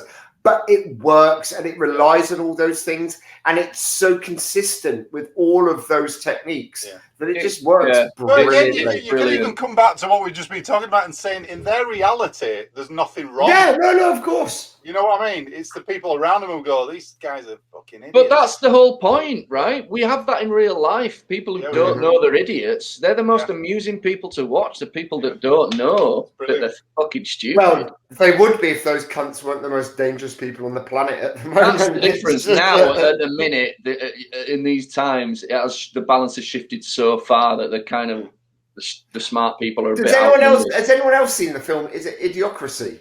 Yes. No. Yeah. Does anyone feel like they're living in that world at the minute? It's just where it's just everybody is an idiot and everybody's stupid and everybody's so fucking stupid. Lummy, it's basically Futurama. A guy gets frozen and he wakes in the future, even though he was a bit of a slacker in his time, everybody's so stupid that he starts running for president because he's now like the smartest man on the planet. It was on Netflix a while ago. I'm not sure what it's on. It's quite old now. It's got Luke Wilson playing the main guy in it, and I think it's Mike Judge that wrote it. You know, Beavis and Butthead and Office Space. Honestly, Lummy, you'd watch it and be like, they've just taken a glimpse into the future. The movie isn't amazing, but it really has parallels with what's going on now. Yeah, it's crazy. Okay, so what else about Dumb and Dumber is it that you really loved?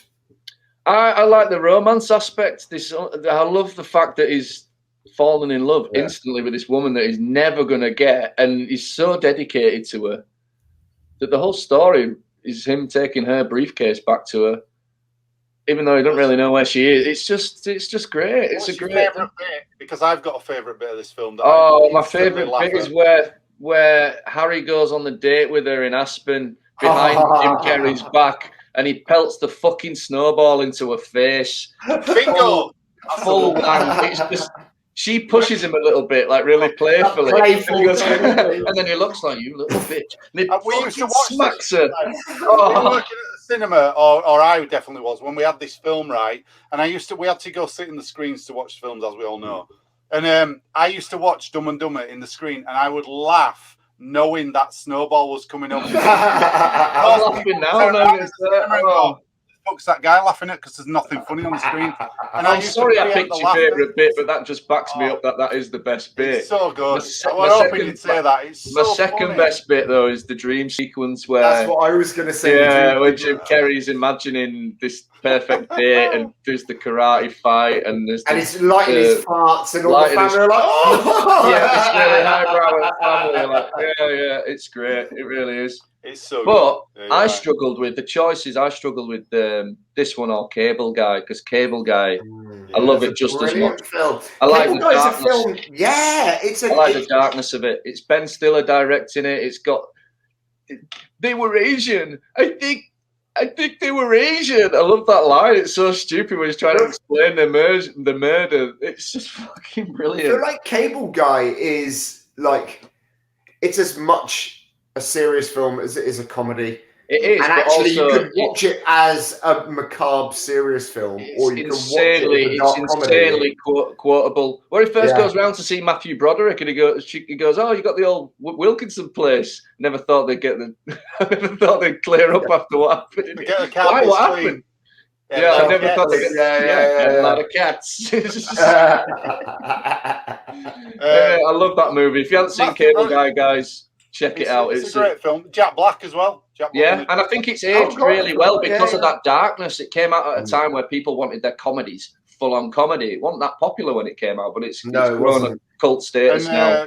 Chris Farley was going to originally be Cable Guy.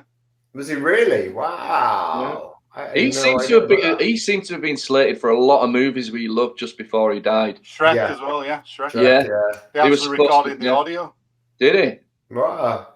Webby, if Dumb and Dumber was your best Jim Carrey, what was your worst Jim Carrey? Well, okay, it's Dumb and Dumber 2. Now, weirdly enough, everything that worked in that first movie, they just waited a little too long to do this movie. And massively falls victim to, if you watch the trailer for this film, the film is fucked. You cannot watch it. It ruins it. The best joke in the movie. The best joke in the movie is it's not just the joke. It's like the whole scene they give you, and it keeps happening. The bit where Harry is visiting Lloyd in the old people's home, and it turns out that Lloyd's been playing a massive practical joke on him for 30 years. Was the funniest fucking premise. It was a great premise. Laugh now.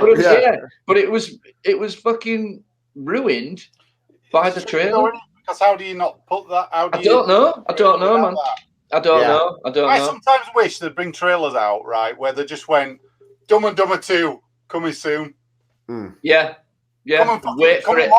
I feel like that was part of what attracted me to these movies in the first place, was a little bit of mystique and mystery about it. Now it's all just, here's all the jokes.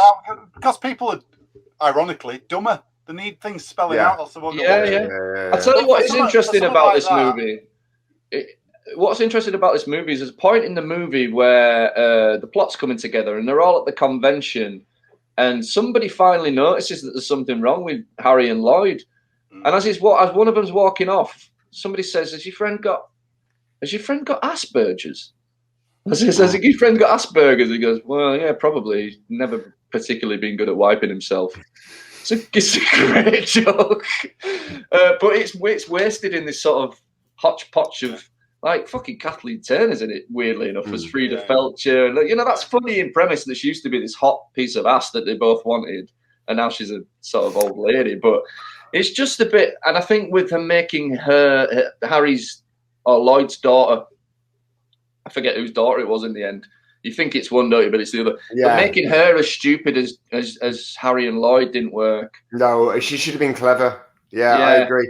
How much did you both look forward to this sequel when you found out it was coming out? You know what, man? I was looking forward to this movie since the first one came out. I was always hoping for a sequel. They waited about 5 or 10 years too long. Well, we went to see it, didn't we? At the cinema. Did you go together to see it? Yeah. Yeah. So, okay, this is going to be interesting. So, knowing you two so well, you would have been quoting the shit out the first film on the way in to the cinema. You'd have been chatting to your friends probably that you recognised from working at the cinema and things like that. And you'd have both been in a really good mood. You'd have sat down. You'd have watched the film. At what point during the film did either of you go, oh, okay? Well, I've got to say I didn't do that because you know it's not going to be as good as the first one, unfortunately. But yeah, I remember having fun watching it. Mm-hmm. Can't say we're back on the screen. I remember that going, yeah, I like seeing him again. Is that because Webby did his popcorn trick with his cut a hole in the bottom of the popcorn and put his peanut?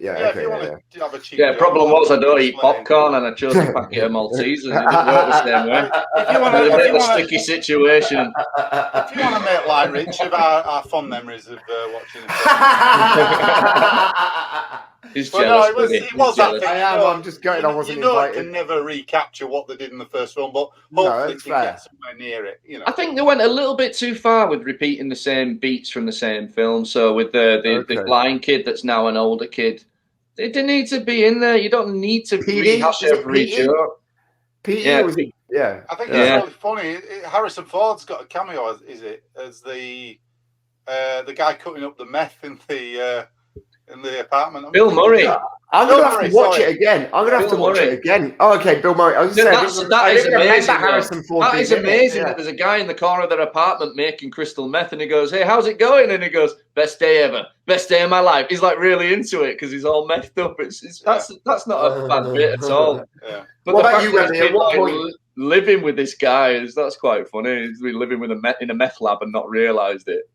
Okay, Webby. So at what point during the experience did you start to feel a bit disappointed or realise it wasn't perhaps what you thought it might or hoped it might have been? Now, this is weird. I don't think there was a point, really. Maybe on the way home when we started talking about it, because you start realising the other person that was looking forward to it feels the same way. So there's definitely something not right about it. Mm-hmm. It wasn't... it's difficult to explain. Maybe on a rewatching of it, I might enjoy it more. But it wasn't so long ago that I rewatched it. I think I've seen it twice now, thinking maybe there was something in it. It wasn't a shite film. It just wasn't quite as... didn't have the feels of the first one. You know what I mean? That sort of classic.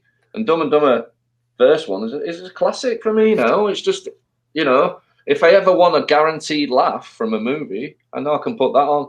And despite the fact I've quoted it, I've seen it a million times, it's still funny. It still gets me. Whereas this one isn't that, is it? It's just, I've seen it, so I don't need to watch it again. So you should be wanting to stick this movie on all the time and go through it like you used to do and learn all the lines. Yeah. So you're right about it's kind of a carbon copy of the first one, innit? They go on a road trip and all that business. Yeah. And you kind of do think, could they have done a different kind of plot line for it and not have them on the road trip? But that works so well with the first one. You think, how do you do it? How do you do a film? They kind of paint themselves in a corner, don't they, really? They're great in it. You know, Jim Carrey and they're really good in it. They're still good, but I just think they waited a little too long. It's just a little, like they missed that window and they should have shut the fucking window. Weirdly, this discussion... 5 years after the other one, for example. Yeah. Probably been prime time to go, we want a sequel. Jim Carrey's had a few more films and, you know... I've only seen it once, but weirdly, this discussion has made me want to watch it again. Yeah, I'm the same. I do want to watch both of them again. Yeah, that's the beauty of this. And there were other contenders, and I'm all right saying these because I know you guys didn't pick them, that are worse than this movie, but they didn't offend me as much because I didn't have any expectations from them. Mr. Popper's Penguins is a great example. It's a good kids film, but it's like that sort of sellout movie. Robin Williams did a couple like Flubber that were just for the kids, just for the family, and that's fine. Kids have got to have something to watch as well. They've got just as much right to waste their time watching movies as we have. But yeah, it just didn't. It just missed the mark a little bit. Did the second one, and that's why I picked it, because it could have been so much better. So I went in a quite a different direction to you guys, because I was brought into Jim. You guys got me into Jim Carrey. You guys and James got me. He came out when we were at college, and there was just so much energy. And the guy's a brilliant singer. I remember him doing the Bit Cable guy. Oh God, yeah, that's amazing. Someone to love. It's an amazing cover. And his performance in that, there are notes in that song that are inhuman. I'll tell you what else. He did a version of. When George Martin did the Beatles, yes, he did. I had it. Yes, he did on the Walrus, and he's amazing. It's great. It's really good. It's one of the covers that actually works. That one and Robin Williams and Bobby McFerrin. Yeah. You're right. Yeah, they're the two. I like the Goldie Hawn one as well. Goldie Hawn one. Yeah. Which one did she do? Hard Day's Night. Oh yeah. God, I forgot all about that album. Yeah, I used to have that. It's a cool little album, but the Jim Carrey one is a standout moment. My Life, and it's called. That's right. Yeah. God, I think that was in a box of CDs that we gave away to a charity shop. But I kind of wish I had that now. But I went in a slightly different direction. Great. But I heard him doing. He was presenting an award at the Tony Awards in America, so the theatre awards in America, and they. He just got up and just bust out the first sort of 20 bars of Heaven in Their Minds from Jesus Christ Superstar, and just hit every single note. Just a cappella, and just hit every single note. It was insane. You guys, I don't want to blow my own trumpet. It's not a big deal, but you guys know that I'm able to sing. I've always been all right at singing. I got Jesus in Jesus Christ Superstar because I was able to hit this note that nobody else could hit. A top C. It was a B flat or something. It's ridiculous, and I didn't even know I could do it. It literally came out in the audition. This note came out of nowhere. Anyway, there's a note in "Somebody to Love" by Jim Carrey. Yeah, it's astronomically high. It's just unbelievably high. That bit, But then it goes, It holds it for ages. It takes skill to do that. So you're right. And he did that in one take. That he blew everybody's mind in that as well. When they were filming that, he just went, right, I'm going to do this. Don't drink the green acid. That's from the bass player. So I went in a completely different direction. I chose for my favourite Jim Carrey, I chose Man on the Moon. Because I've always been fascinated with the story of Andy Kaufman. As a kid and as an adult, I've always had a penchant for American wrestling. And I remember hearing about this character. I remember hearing about Andy Kaufman first in the REM song "Man on the Moon." Andy Kaufman in a wrestling match. Yeah, and Mick talking about Mr. Fred Blassie, and I had all these old. From like the 70s, all these old WWF back then videos where they had classy Freddie Blassie. And I was like, oh God, how did this guy fit in? And the story of Andy Kaufman and the effort and the dedication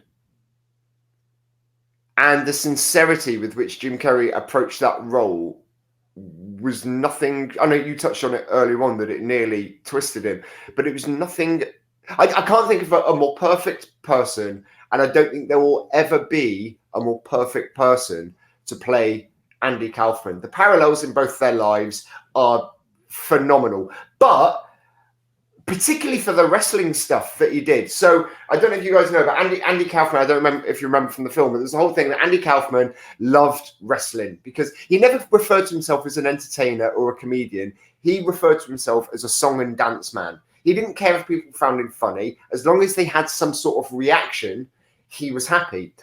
And that's what fascinated him about professional wrestling. Because wrestling's all about you can be loved or you can be hated. It doesn't matter as long as people have an opinion on you because you're there to either be, to get the marks, the most passionate audience members to mark out over your character, whether it be good or bad. we talked in previous shows that wrestling is effectively a circus freak show that's floated on the stock exchange at the moment, and publicly, big public companies. Yet they would go from town to town to town to town, and he wanted to be the guy that would challenge an audience member, but he realized he couldn't challenge the men because of his physical stature. He'd get his ass kicked, so he's like, I'm going to challenge women. And Hang on, who did this? Andy Kaufman. And he would go from town to town to town with this wrestling show, and he would challenge female audience members to a fight. And there was this one show where he'd fought 4 different women from the audience, and he'd beaten them all, and he'd just pinned their shoulders to the ground. There's a wrestler called Jerry Lawler, a real-life wrestler, Jerry the King Lawler, and he was managing or looking after a female wrestler who Andy Kaufman had challenged to a fight. And Andy Kaufman was roughing her up quite a lot, in the style of the comedy, in the style of wrestling. And Jerry Lawler took offense to it, and they got into a slanging match, and it's all in the film. And they got into this slanging match, and Jerry Lawler pushed Andy Kaufman over, and he was threatening to sue him. Andy Kaufman was like, "I'm going to sue you," but realized that wasn't going to be a thing. So instead, he challenged him to a wrestling match, and in the wrestling match,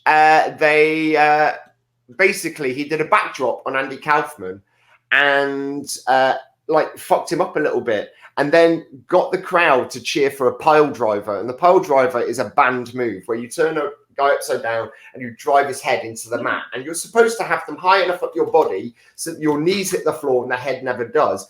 But he smashed Andy Kaufman's head into the mat, and then he did the same move again, and he broke Andy Kaufman's neck.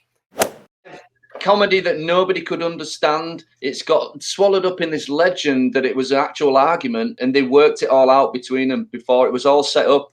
It was part of that and stuff and all that. The fight, the argument and slapping him in the interview. It was all set up. And the whole thing. But this is the point that this is actually the point that I'm trying to. He wore for effect for ages. But this is a fucking joke that nobody knew when the punchline was coming, and it's genius. Yeah, and that's the point I'm trying to get to. So that was all in the kayfabe part of it. So that was kind of what I was leading up to. So that was the point. Everyone was convinced that this thing was a real thing, and that was part of that kayfabe world, which is what we were talking about with James the other week.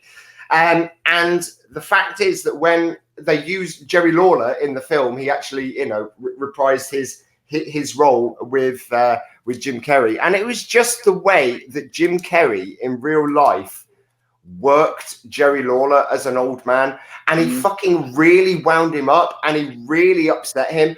And the arguments between, well, there wasn't really any argument, but of course, Jim Carrey, he attended every rehearsal. He was always on set in character as Andy Kaufman, and it screwed with Jerry Lawler's mind, the guy who was actually there in the first. And that's why I love that film. I just think the way he approached it was absolutely perfect. Completely agree. I nearly picked it, although I remembered that Jim Carrey's a comedian in his own right. So I wanted to go for something that felt a bit more. I nearly picked this movie, but Rich, if you haven't seen it already, there's a documentary. No, I have. I've seen it. I've seen it.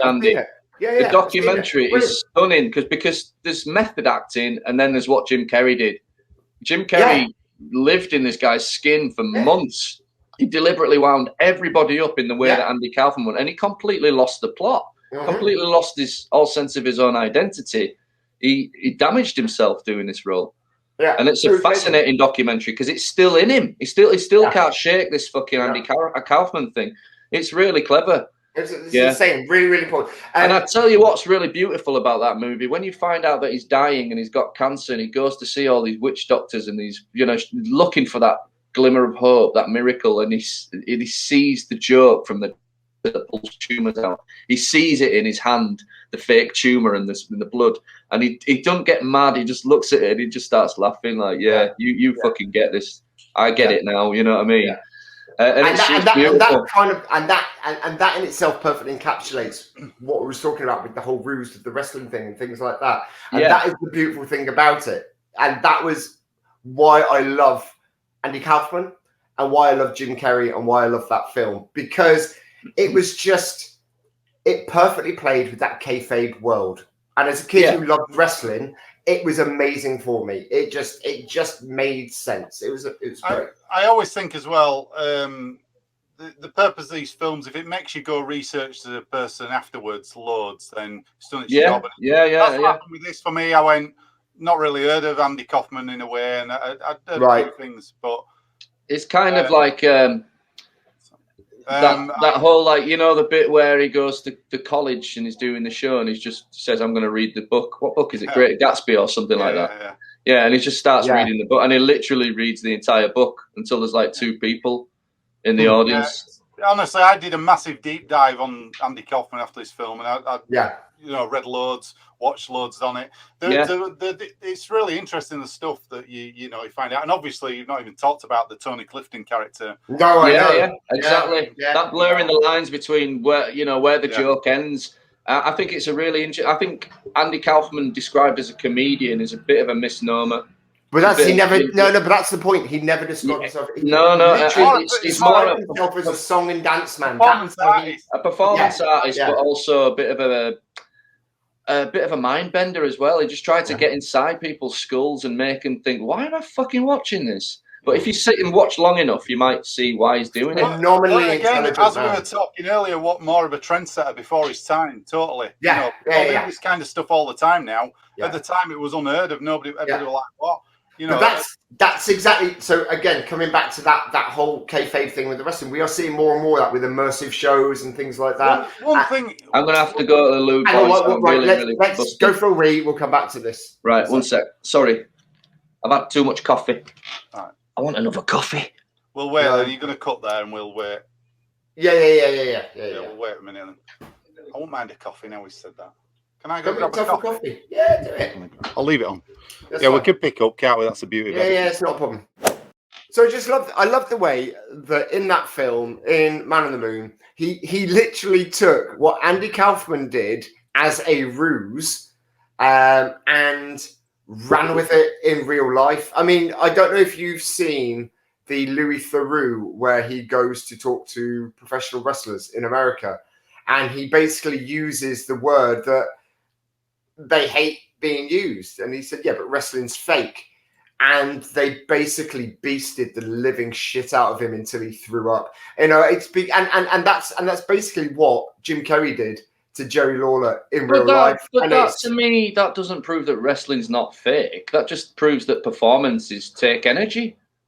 Acting takes energy. You run out of energy, you know what I mean? So if you're combat stage fighting on stage for 5 minutes, on stage, it's like you're doing it for 2 hours. Do you know what I mean? It takes a lot more. I completely agree. No, I get what you're saying. The wrestling does take a certain amount of sportsmanship and athleticism and thought, but it is predetermined. And that's the element of it. That's the fake bit. Yeah, but all of this stuff, I get this a bit of a sort of sidestep. But all of this stuff has changed quite a lot in the world of wrestling since they rebranded it and they turned it into sports entertainment. And that's because the reason they did that was because is it the FDA? Is it Federal Drug Association?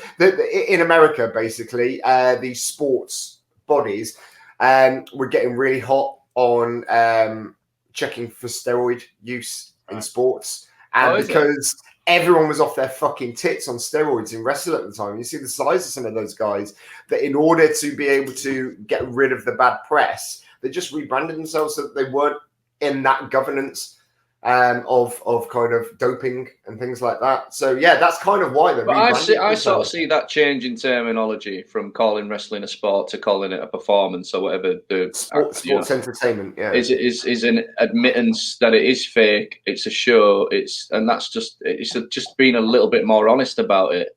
You know what I mean? Because before, when I was a kid and wrestling started, when I first remember it sort of hitting my wavelengths around about 1989, 1990, it was an argument on the playground you would have about whether it was fake or not. Cleared that argument up because we've just found a new way of calling it fake that doesn't sound quite as derogatory. You know what I mean? The first time I ever knew that it was fake or sports entertainment was the first time I heard them acknowledge it themselves, because at this time it was still the WWF, was when Owen Hart died, abseiling down into the ring. I think it was. And basically they, like with most sporting things, they film they're live a few minutes before in case anything happens, and they cut that out. And I think it was Jim Ross, or it might have actually been Jerry Lawler, who was commentating. I know it was Jim Ross, and it cut to him, and he just basically told you what had happened, and he said, "This has happened in real life. This isn't part of the wrestling soap opera. Yeah, I've seen a We're thing going to about do that, our best to carry on with the show." And that's the first time I'd actually heard them acknowledge it. So I just thought, wait, the way Jim Carrey handled all of that, I can't think of a better person to play Andy Kaufman. It's interesting that, because I am very much among the thought process of, I actually think it might have worked a little bit better if it was an unknown playing it, and I do think that about some of these things, because Jim Carrey is such a massive personality, and you know all his movies. I can't get past the fact that it's still Jim Carrey in a way. I wondered if they'd have took some unknown person and put him in that role, because people did audition for it. Unknowns did audition for the role as well, but Jim Carrey, he got the guy who used to work with him to do his audition tape with him, and you think that's a bit. Really? I didn't know that. Bob Samunda, the guy who... Or his manager, one of the other... It's interesting the way you're looking at it, saying that I can't help but realise it's Jim Carrey. Because what astounds me about it is that occasionally in that movie I go, fucking hell, this is Jim Carrey. That's exactly how I felt. That's how powerful I think his performance is in this movie. Yeah. And going back to Tony Clifton and people like that, that was a clever joke, because it wasn't the punchline didn't come for like 20 years. It is. You know what I mean? Afterwards. That's the beautiful thing. He didn't give a People claim to have seen Tony Clifton since Andy Kaufman supposedly died. There's all that mystery over whether Andy Kaufman died or whether he just retired or whether he... They do anniversary shows at the Comedy Store with Tony Clifton still turning up and like kicking off and things. It's kind of... And that side of it, that his manager is even worse than Andy Kaufman, and is even more intolerable and is ruder and more unpleasant than Andy Kaufman himself. So for years, I actually thought Andy Kaufman was his manager, and I thought he had faked his own death. I can't even remember which way around it is. It's played as if it is him, and you never see him in the room together. But in the movie, they reveal that it is a different person, right? Because it's Paul Giamatti in the costume, isn't it? Yeah. Now, in real life... They just played him at different times. It was always Andy Kaufman playing him or his mate. Right, so they threw the double in just to confuse the situation a bit. Okay. I can't remember how much... but... It's a long time ago since I've seen the film, but it's... I just remember thinking it's really well handled and really well done. Leaving that ambiguity there that you can't tell if it's real or fake or what the fuck. It's great. It really is it's such an interesting guy. They wrote a Tony Clifton film that never got made. There's a screenplay out there on the internet of a who wrote movie. Andy Kaufman wrote a script for Tony really Clifton. Okay. I once read it. It was quite interesting, but there's some similarities in there. This is why the whole faking his own death thing came to pass, because in the script there's some similarities with how Andy Kaufman died in the script and things like that. So there's always that bit of, So it would be the biggest ever hoax to do as well, wouldn't it? For him to suddenly turn up. God, it'd be amazing. It fits his motive, doesn't it? His MO, really. It's definitely like massively intriguing, whichever way you look at it. Love the guy or hate him, it took me a while to understand him, because initially I did hate him, because I felt like that's what I was supposed to do, because that's what he's trying to make you do. But with a little bit more thought and a little bit more exploration around the subject of who he was, what he was trying to achieve, seeing all these documentaries. I've seen documentaries about Andy Kaufman, but that Jim and Andy documentary about the whole process he went through making the movie, fascinating as well. Now, what do you... Right, so let's talk about that in a little bit. What do you think about that? Do you think, as an actor, Gittins as well, do you think that's really disruptive, what he did, or do you think it's... No, I think it's because when you watch it, the director's going absolutely mental, going, I can't get my movie made, you're fucking everything up. Now, is that a bit too far, or is it, should he have just I think it takes an immense amount of talent to be able to do what Jim Carrey did. However, it comes with pitfalls. You know, I get the sense from Jim Carrey, a bit like we were talking about Matthew Perry on the show the other week with the Friends reunion. I was going to mention that when, There's the kind of person that takes his craft so seriously that when the jokes fail to hit, it's a dagger. It's a dagger to the heart. You're on about James Corden, yeah? Yeah. So with Jim Carrey, I think it's lucky that he didn't end up going down the addict route because he seems to have an addictive personality. As far as I know, he's never had a problem with drink, and if he has, it was a momentary blip. You know what I mean? He's never been an addict, but I think he's addicted to the quest for finding out who he is. Because what he thought he was in the late 90s when he was told he was this huge comedian star, and what he thinks he is now, 30 years later or 20 years later, massively different. It's like he's seen this huge error in his ways, and he gets the Andy Kaufman joke of it that Hollywood is this big. Have you seen that interview he did on that Fashion Awards show? I think it is, where he goes up to this reporter lady and she says, "Oh, you know, who are you wearing tonight?" And he goes, "Who are we all wearing? What are we? This is all inconsequential. We don't even exist. So this is meaningless." She's like, "What?" Yeah, I've also seen footage of Jim Carrey recently on things like Graham Norton, where he has been borderline offensive and sexist to the guests that are on the show with him, and you cannot tell whether it's an Andy Kaufman bit, whether he's just fucking lost the plot. He's almost, I think it's somebody like Scarlett Johansson, and he's literally sat next to, or is it Jennifer Lawrence or somebody like that, and he's sat next to him belittling them. It's really weird. Right. It's really weird. Going back to what you asked, Lummy, it's a difficult one because I'm very much of the school of you have to be a company member, a good company member. And it's a question that I hear asked all the time in auditions and things like that. Oh, you've worked with them before. Are they a good company member? And that person will be given a job based on that answer. Or team player, yeah. Team player, yeah, exactly. Because it's about a load of people. And I've always lived my career that, you know, I'm the sort of person who wants to do everything he can to get that show running. So if a rehearsal's running behind because stage management have to reset for the start of that scene, then I'm going to help them reset for the start of that scene. So it just keeps us all going and keeps that energy going, and we're a team of people. But in a situation like that where you're playing Andy Kaufman, I just think it's such an extraordinary situation that I'm not sure it applies in that. But you know how much movies cost to get made. Now, if you've got something there all day, don't forget all these people get up well before him. So you got your makeup, costume. They're all up at 6 o'clock in the morning. I get that. And had I been crew on that film, I'd have wanted to punch him in the face. I've heard a load of stories as well that people were like going out of their fucking minds. All of the people working it were so annoyed and pissed off with him. Okay, but had he not done all that, what would his performance have been like? Exactly, that's what I was going to say. This is part of him Would it have been any different? This is part of Jim Carrey's attempt to get into the skin and the mind frame of somebody like Andy Kaufman, who that's what his job was, to wind everybody on the setup, to make people feel uncomfortable. So I understand putting it into practice, and also I understand that breaking character can break part of that performance. So for somebody like Jim Carrey in this method state of mind, it's really important. I've never played a character that is as complex as Andy Kaufman. And no offense to anybody sitting here, none of us are as talented as Jim Carrey. Do you know what I mean? I've never played a character. Could you argue that he's supposed to be so talented, though, he should be able to switch it on and off? It's that whole thing, isn't it? I don't. So it's funny because me and my mate Simsy have this thing. So he doesn't believe necessarily in method acting. He's like, no get-ins, or you just pretend.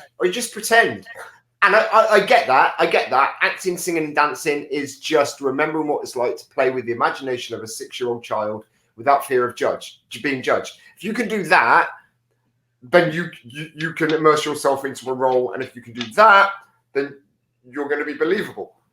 Now, hang on a minute, though. If Jim Carrey had to do this on every single movie, it might become annoying. But I think this movie is a bit of an anomaly. He had to do it. That's my point. To get into Kaufman is such a complex character. Exactly. I think it's relevant on this one. And yeah, if it was a case of him doing a Marlon Brando or a Robert De Niro and being method for a couple of weeks and him becoming famous for being method and being a bit of a dickhead, because they've got that school of thought. Oh, people take the piss out of method actors all the time, but the reason they get results is because it works for them and it brings out a performance for them. Not everybody needs to do that. It's like the old Dustin Hoffman story in it on Marathon Man, where he says, no, I just act. Yeah. You should try acting, dear boy, Laurence Olivier. But I always so when I teach students, I always teach them that, like, I teach them a technique. I was like, that might work for you, that might not. For me, it's a bit like religion. Some religions work, some religions don't. Some things appeal to people. It's like food. Some things we like, some things we don't. Some things work for us, and it's the same with acting techniques. For some people, pretending works. For some people, trying acting works. For some people, method works, and it's all these different techniques that it's all down to the individual and the situation as well. I don't like table reads. I don't find table reads do me any good. So sitting down, doing and actioning every single line. A table read I enjoy, but then a table read where you're actioning each line and saying what your motivation is on each word and what effect you're trying to have on the other person. It just completely ruins it for me, because suddenly I'm too bogged down in detail and not enough feeling. Well, it's like when we did Shakespeare at college. We can all relate to this. You go into all that stuff, and then afterwards they go, I am pentameter and all that and play the scene, and you're like, what? Yeah. What the fuck? But that is no. I disagree, because I think I'm coming from the school of thought, from the Jim Carrey school of thought on that one, because I didn't really understand Shakespeare until they taught me how to understand it. And once I understood what they were saying, and I was able to transpose things that were said 500 years ago into a modern context and then take it back again, it gave me a whole new understanding. And the biggest compliment I ever had was my Uncle Norm. My dad came to see that. They came to see Taming of the Shrew. And Uncle Norm came out of it and said, man, I'm not a Shakespeare person, but you were the only fucking person I understood in that entire thing. Because I put some effort into trying to apply what Shakespeare's language was like to a modern scenario, and then take it back, and it seemed to work for me. So it is an individual thing. I haven't acted for a long time, but I never had to make myself cry in a scene. I could go down is it Brecht, where I've got to remember that getting the wrong colour jelly at my birthday party when I was 6 years old made me cry, and access that. No. Brecht is about Brecht. That's the opposite. I'm thinking of Stanislavski, aren't I? Brecht's about alienating the audience. Stanislavski approach, method, which is more method, So, like I say, it's been a long time. So I've really struggled with it. I think I've got so much to do on stage, and remembering lines and remembering certain intonations that I want to come out. To remember going back to when I'm 6, being told off and crying to access some tears. It's just a lot to fucking do. It's a lot of work. Told off for having the wrong jelly? No, you know what I mean. I'm using a bad example. Yeah, I was expecting red jelly and it was green. I went mental. Anyway, let's move on. My worst Jim Carrey film is Yes Man. It's a film I've seen once before, but I had read the book before. It's a book by Danny Wallace. I don't know if either of you are aware of what the book is about, but basically, he was going through a series of troubles in his life. He got set in his ways, which I can relate to. He was very much somebody who would say no to any opportunities, like social engagements, things like that. I've got to do this. I've got this on. You're all right. And then a series of events unfolded, which meant that he ended up having to get a bus home instead of the tube. And he sat next to a man who was basically like a god.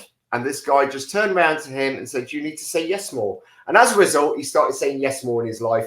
And then it was about where that took him. Now, I don't think the film version has any essence of that whatsoever. I don't find the film particularly funny. Jim Carrey's performance is great, is fine in it. But ultimately, I just thought it didn't have any of the essence of the book. It wasn't particularly amusing. It wasn't a particularly great film. And for that reason, I thought it was my worst one. I don't know if either of you have seen it before. I've seen it. I've seen it. I felt the same. Underwhelmed. I didn't. Yeah, it was one of these. I think there's a period of his career where a lot of like your Mr. Popper's Penguins and that, these films come out and you just think, sort of shortly after Bruce Almighty, isn't it? Yeah, Bruce Almighty. That was going to be my other choice for worst film. Bruce Almighty is quite an interesting concept for a film, but it falls short. Despite Jim Carrey trying his fucking hardest to make you laugh I think in there's that some movie. good stuff in Bruce Almighty, though. There's some good sequences that you remember. It's saved by certain parts, isn't it? It's not entirely terrible. But this, you name a sequence in this. Yes, man. I can't. Yeah. Then you pick a film that's almost the exact opposite to this. No Woman. Liar, No liar. Woman. No, yeah. Liar, liar. The exact opposite of the Yes Man is the No Woman. Yeah. Or Liar, liar. And there's loads of sequences Liar. I can remember from Liar, liar. It's a really good film. It's a lot of fun. But there's just something. Yeah, I just felt. I think you just used the word a moment ago. I just felt underwhelmed by the film. Yeah, that was it. And I'm not even sure I've got much else to say about it other than Liar Liar is one that I don't have any desire to rewatch again.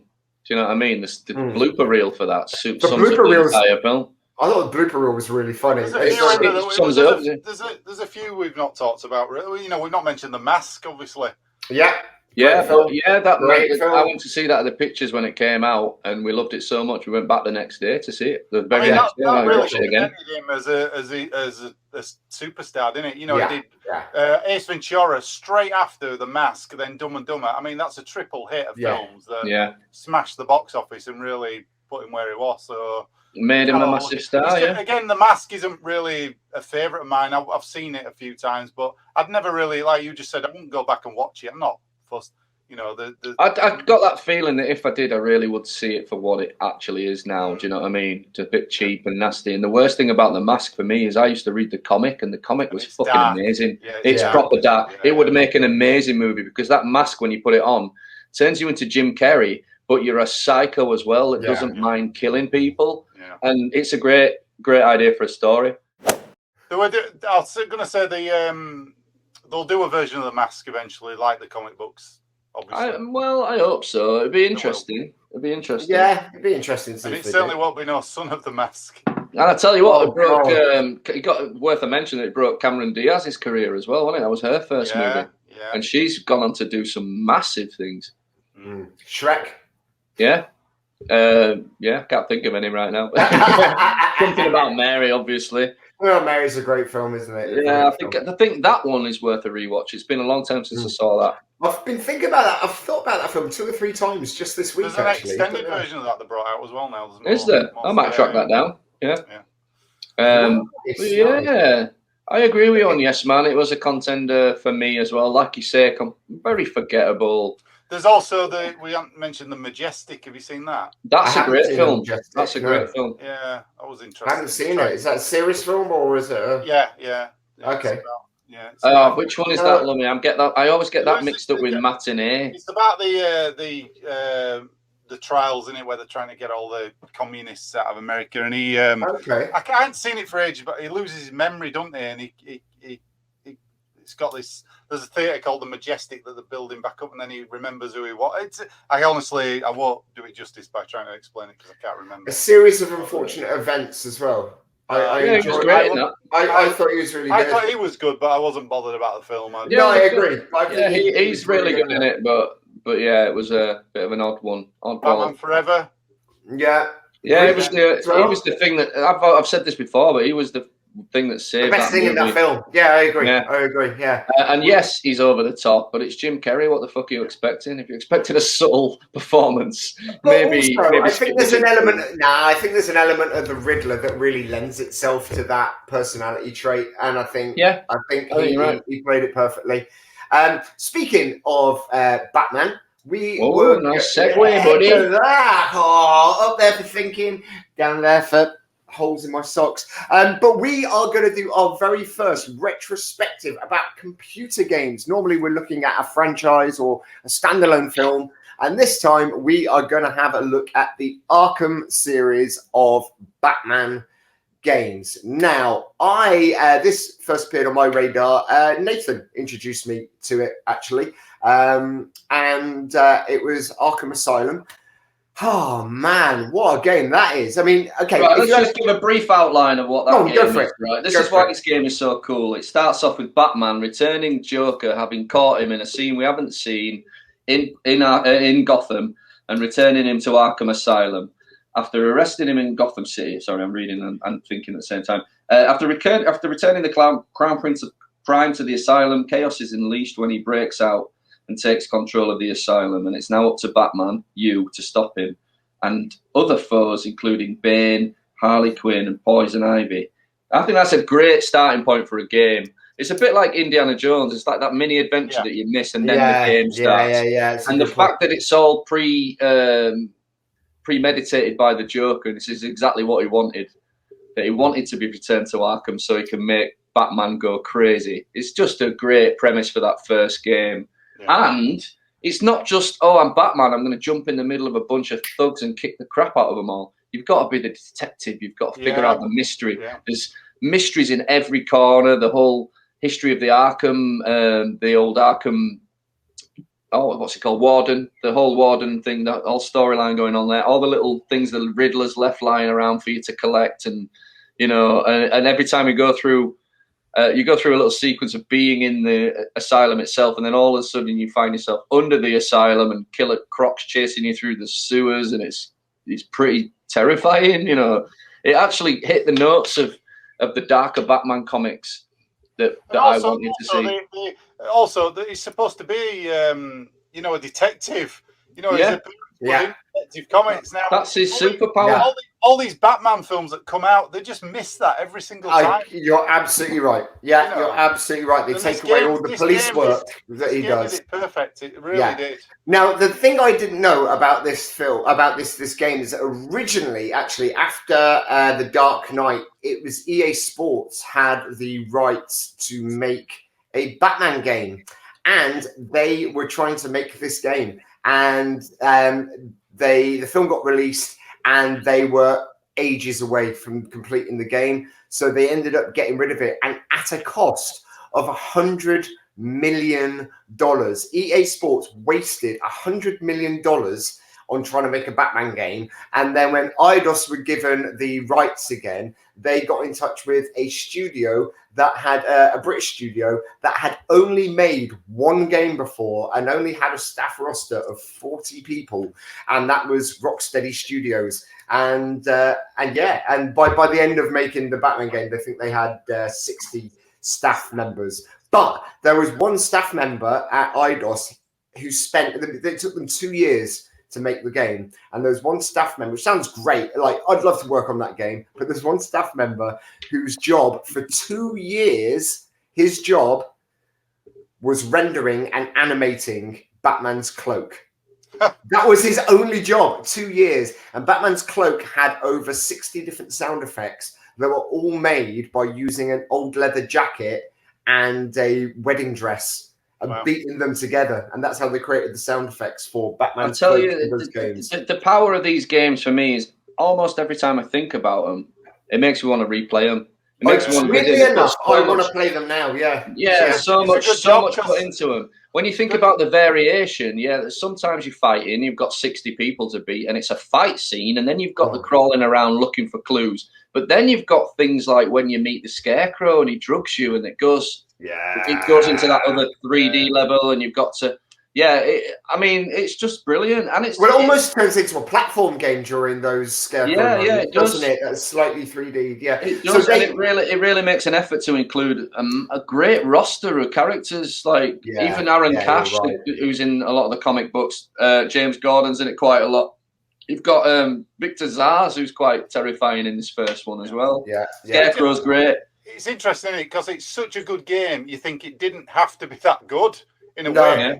Do you know what I mean? You play it and think, this is fucking great. It's such a good game that I would wager that if we were one of us to play it and do this show and the other two people to talk through it while one of us was playing it, it would still make an interesting show, because I agree. There's so many beats we've forgotten about. I remember playing these when they re-released them on the PS4. I downloaded them again and I started playing because I wanted to platinum it again. It's one of my proudest achievements ever, is platinum the first game and the second one, actually.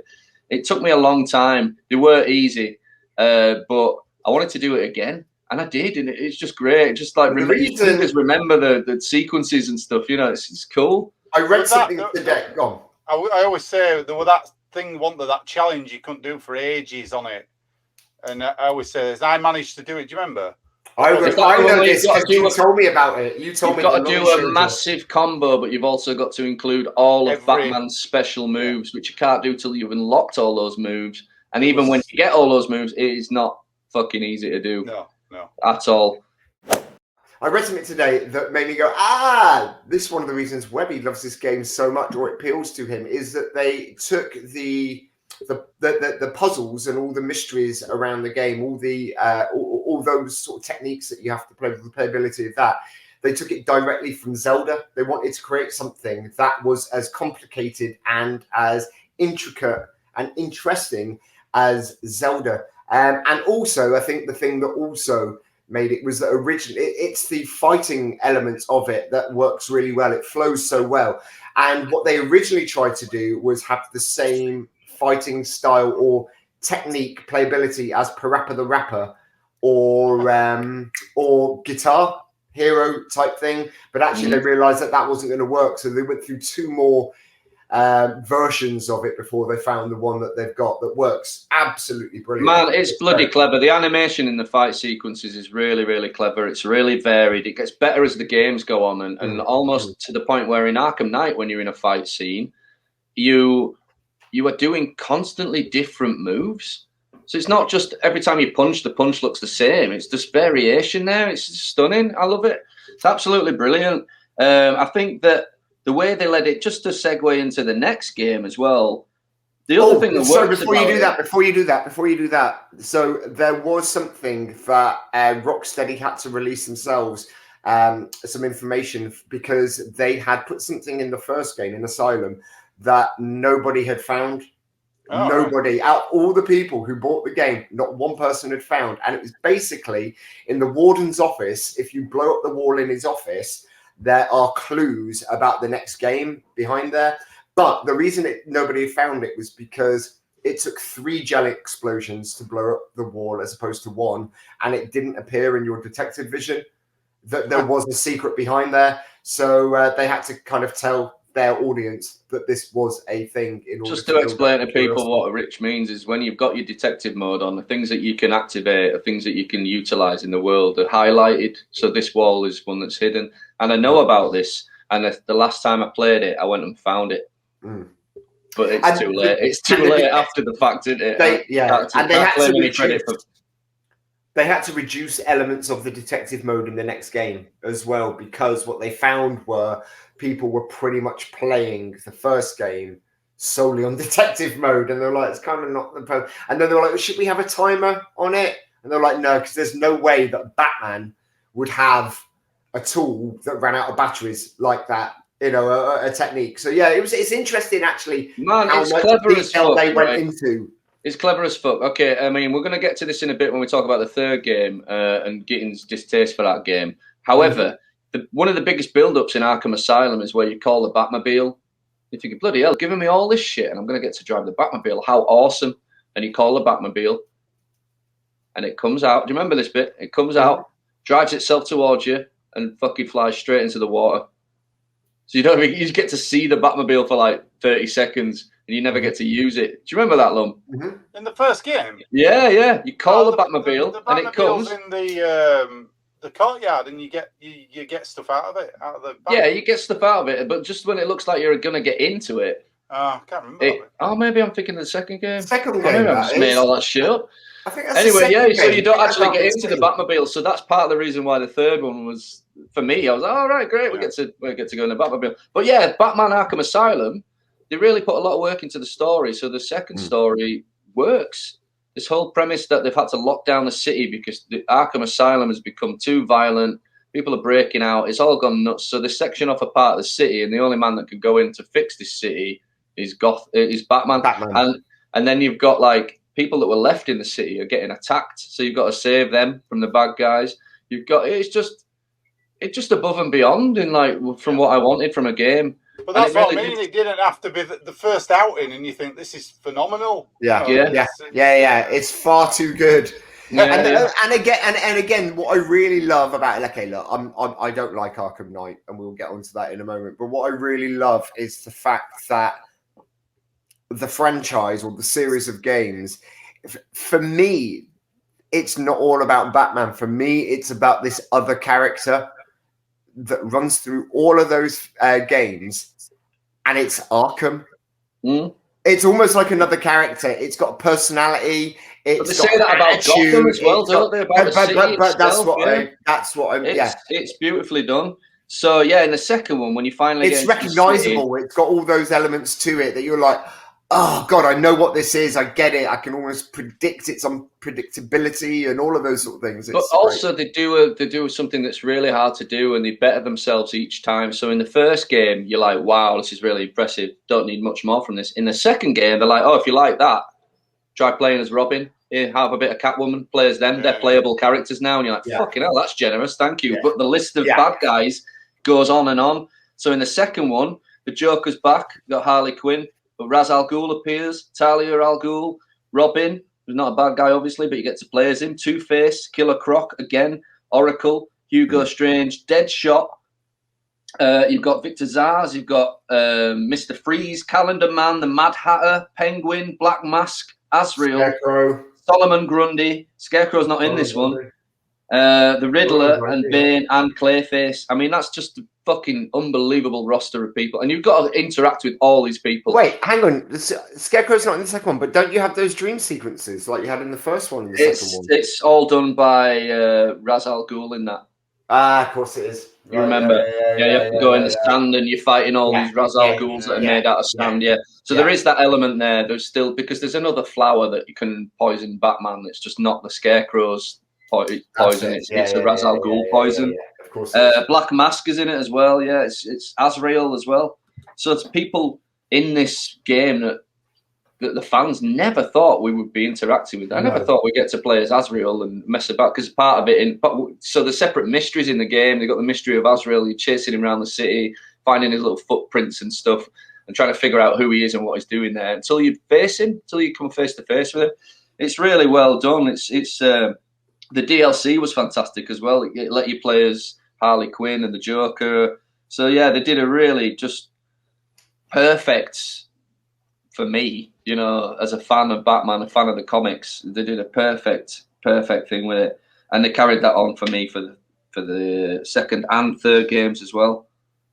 And we've got to mention about Arkham Origins as well, because I know we talked about this the other day. Yes, I was getting into that one because I've just realised that I forgot about what this was.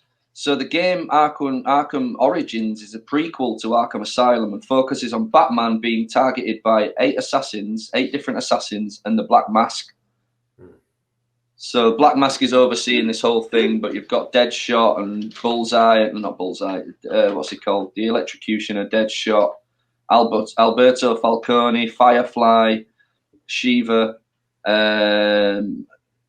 Anarchy, all these people I don't actually know the names of, Copperhead, and they're the people that they've all been hired to hunt down Batman during the game, if you remember. So you're constantly escaping, as well as having to do all the things that Batman has to do to get through. You're constantly trying to escape somebody trying to get you. It's clever. Do you know how in the GTA games, if you use a cheat code, then it tells you that you're a cheat? It's got that kind of thing built into it. Well, in this game, if you the protection in the game, if you are playing on an illegal copy of the game works perfectly, but you can't fly, you can't glide. That's the one thing they've taken away from it. So it's like, okay, this is fine, I can still play the game.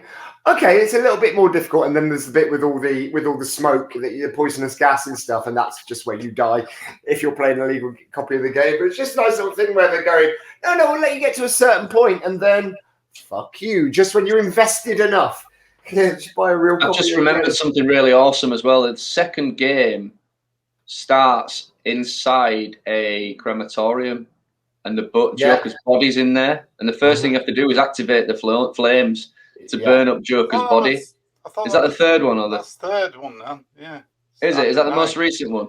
Yeah, but it's all proving the point, right? So, spoiler alert, guys, but during the course of this, can't remember exactly when, but I think it's at the end of Arkham Asylum, the Joker dies, or so you think. So the next 2 games become about, well, how are we going to get the Joker back in there? It's clearly a massive part of it. And in the third game, Arkham Knight, they do it in a really, really effective way. And that Batman is mentally ill, and he's seeing the Joker everywhere he goes. So it's still Mark Hamill, and the Joker still has an impact on your world.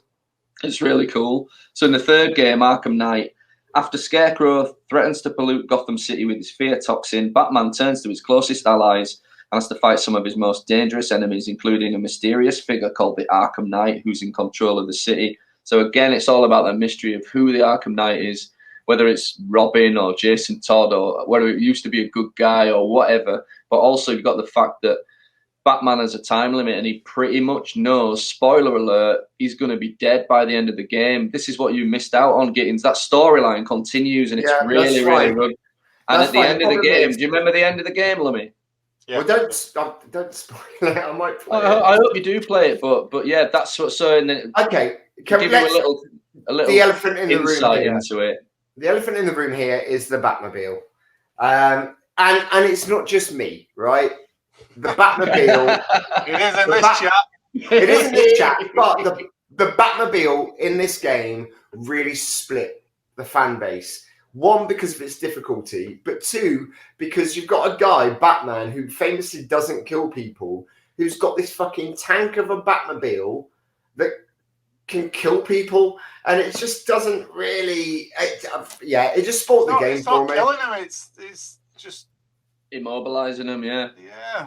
Is it, or does it? Yeah, because some of the guns on it, they're not actually explodey guns. They're not bullet guns. They're like electric guns. Also, there's a clue. You're taking out drones. It's not actual. All them tanks, the drone tanks. Even calls them that. You know. I just couldn't get past it. Really I couldn't get. But I don't know how you can't handle the car either. I think it's really easy. Listen, I'll be honest, right? I'll be honest. For the first time about this game, I like winding Gittins up about not being able to drive the Batmobile, but it was the initial point where I was like, oh man, this sucks a bit. It slows everything down a bit. It moves in a really funny way. But the thing is with the Batmobile is that it's a pain in the ass to learn to drive, but so are most devices in games. There's always that challenge. You've got to learn how to use it. So, for instance, if you just come out of GTA and are expecting the same buttons to work for the Batmobile, like most people would, driving, it's a similar engineering, it's a similar mechanics. Yeah, it doesn't work like that. But once you learn how to pilot this thing, once you complete the tutorial and figure it out, I think it actually enhances the game. It slows things down. It's not just, it breaks it up a bit. You're not just running around detectiving and trying to beat everybody up. You've got to use the car in the right way. That's why it moves in a certain way. It moves side to side as well as front and backwards. It's got all these weird tricks to it. And it was a pain in the ass. It was.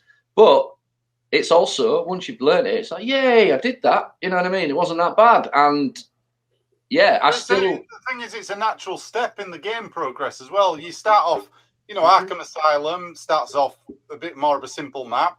Arkham City gets bigger, and then Arkham Knight, you've got a massive city. You need that. The next game should, in theory, have the bat wing in it. Yeah. I agree. Yeah. I agree with everything that you've both said. I agree with it all. But it just became a roadblock for me that I was like, it just made me lose all interest in the game. Had it been that you have to get in the Batmobile and you have to race across the city to get to another crime or something like that, and you've got to dodge through traffic and all that sort of stuff, and they'd been the Batmobile levels, they've got to be all right with that. But yeah, it was just the technical complexity of all the different things, all the different. But it just pissed me. Okay. Off. Well, I think you haven't got as far as Lummy and I have, so. Let me elaborate for you, right? And I haven't. Yeah, but let me elaborate because the end goal of this that I want is for you to retry it and see what me and Lummy saw in it, because I think you've missed out on a part of the story, right? I will. So, I'm going to have to for this video. So the Batmobile has different functions. You've got a combat sort of side of things where it stops and it turns into a tank and you've got to shoot everything around you. You've also got that racing through the city element. It's difficult to drive. But also, it helps you solve puzzles because it's got a grappling hook in it. It means you can drive up the side of buildings. What I like about it as well is when you move and when you bump into something, you destroy that object. It tears up the road as it's going. It's a beast of a machine. And I'm really glad I learned how to pilot it, because it's like watching A New Hope and Empire Strikes Back and not being able to get through Return of the Jedi. You've missed the end of the fucking story and you've waited 3 games for this story to finish. You know what I mean?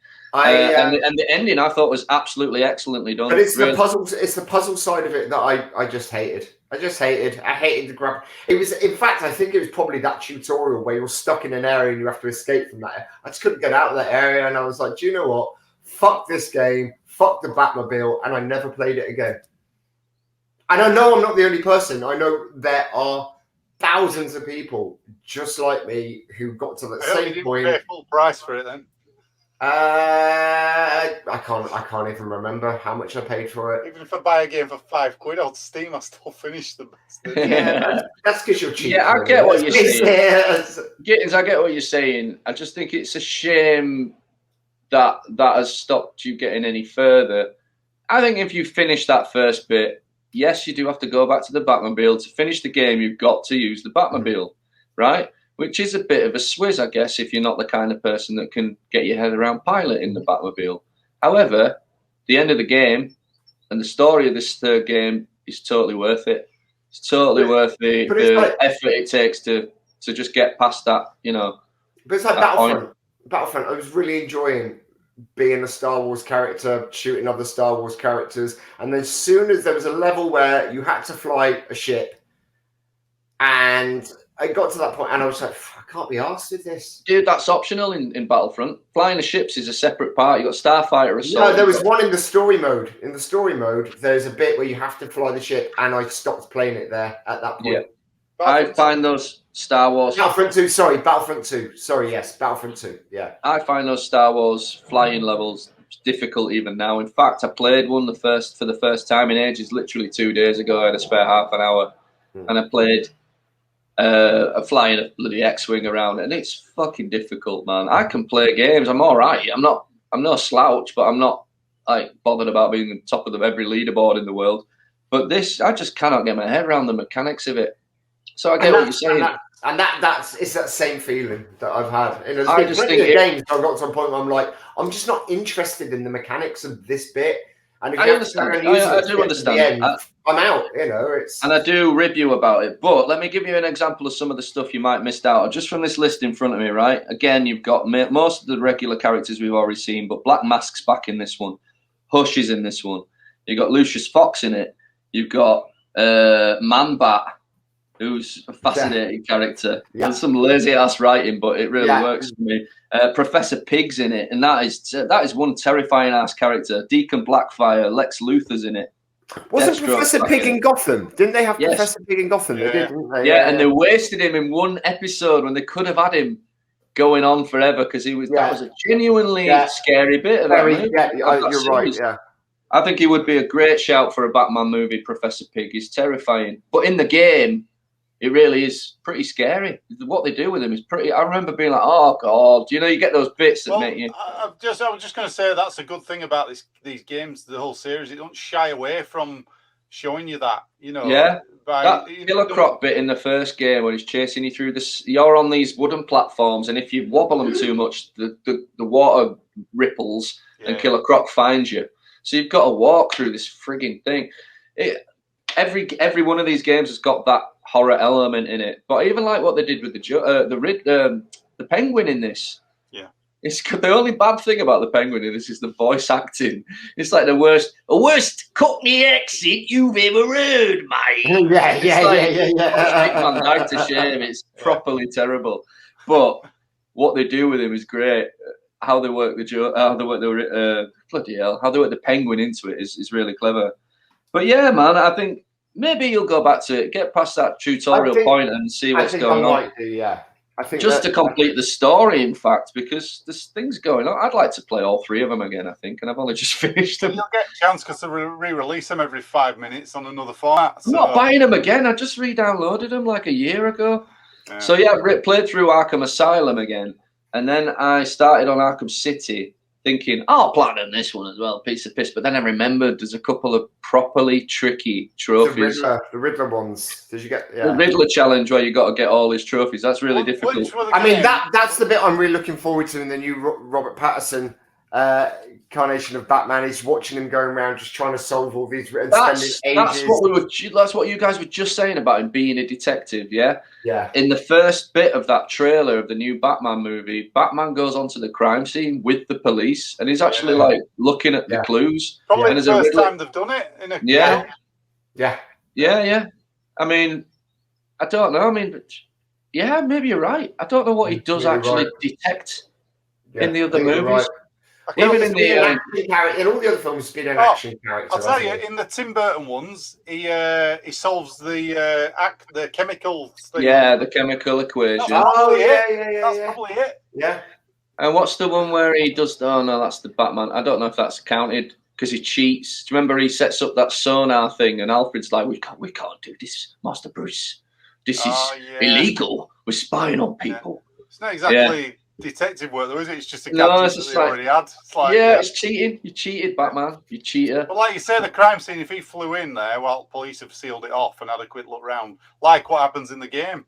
But also, I think in The Dark Knight, when he does that, when he cheats with the sonar, it's for a reason. It's because the bad guy he's facing is cheating. He can't compete with this guy because he's on a totally different level. He tries to play by the book and do everything right. But the Joker, there is no book. He's chaos, in human form. And that's what he wants. He wants the chaos.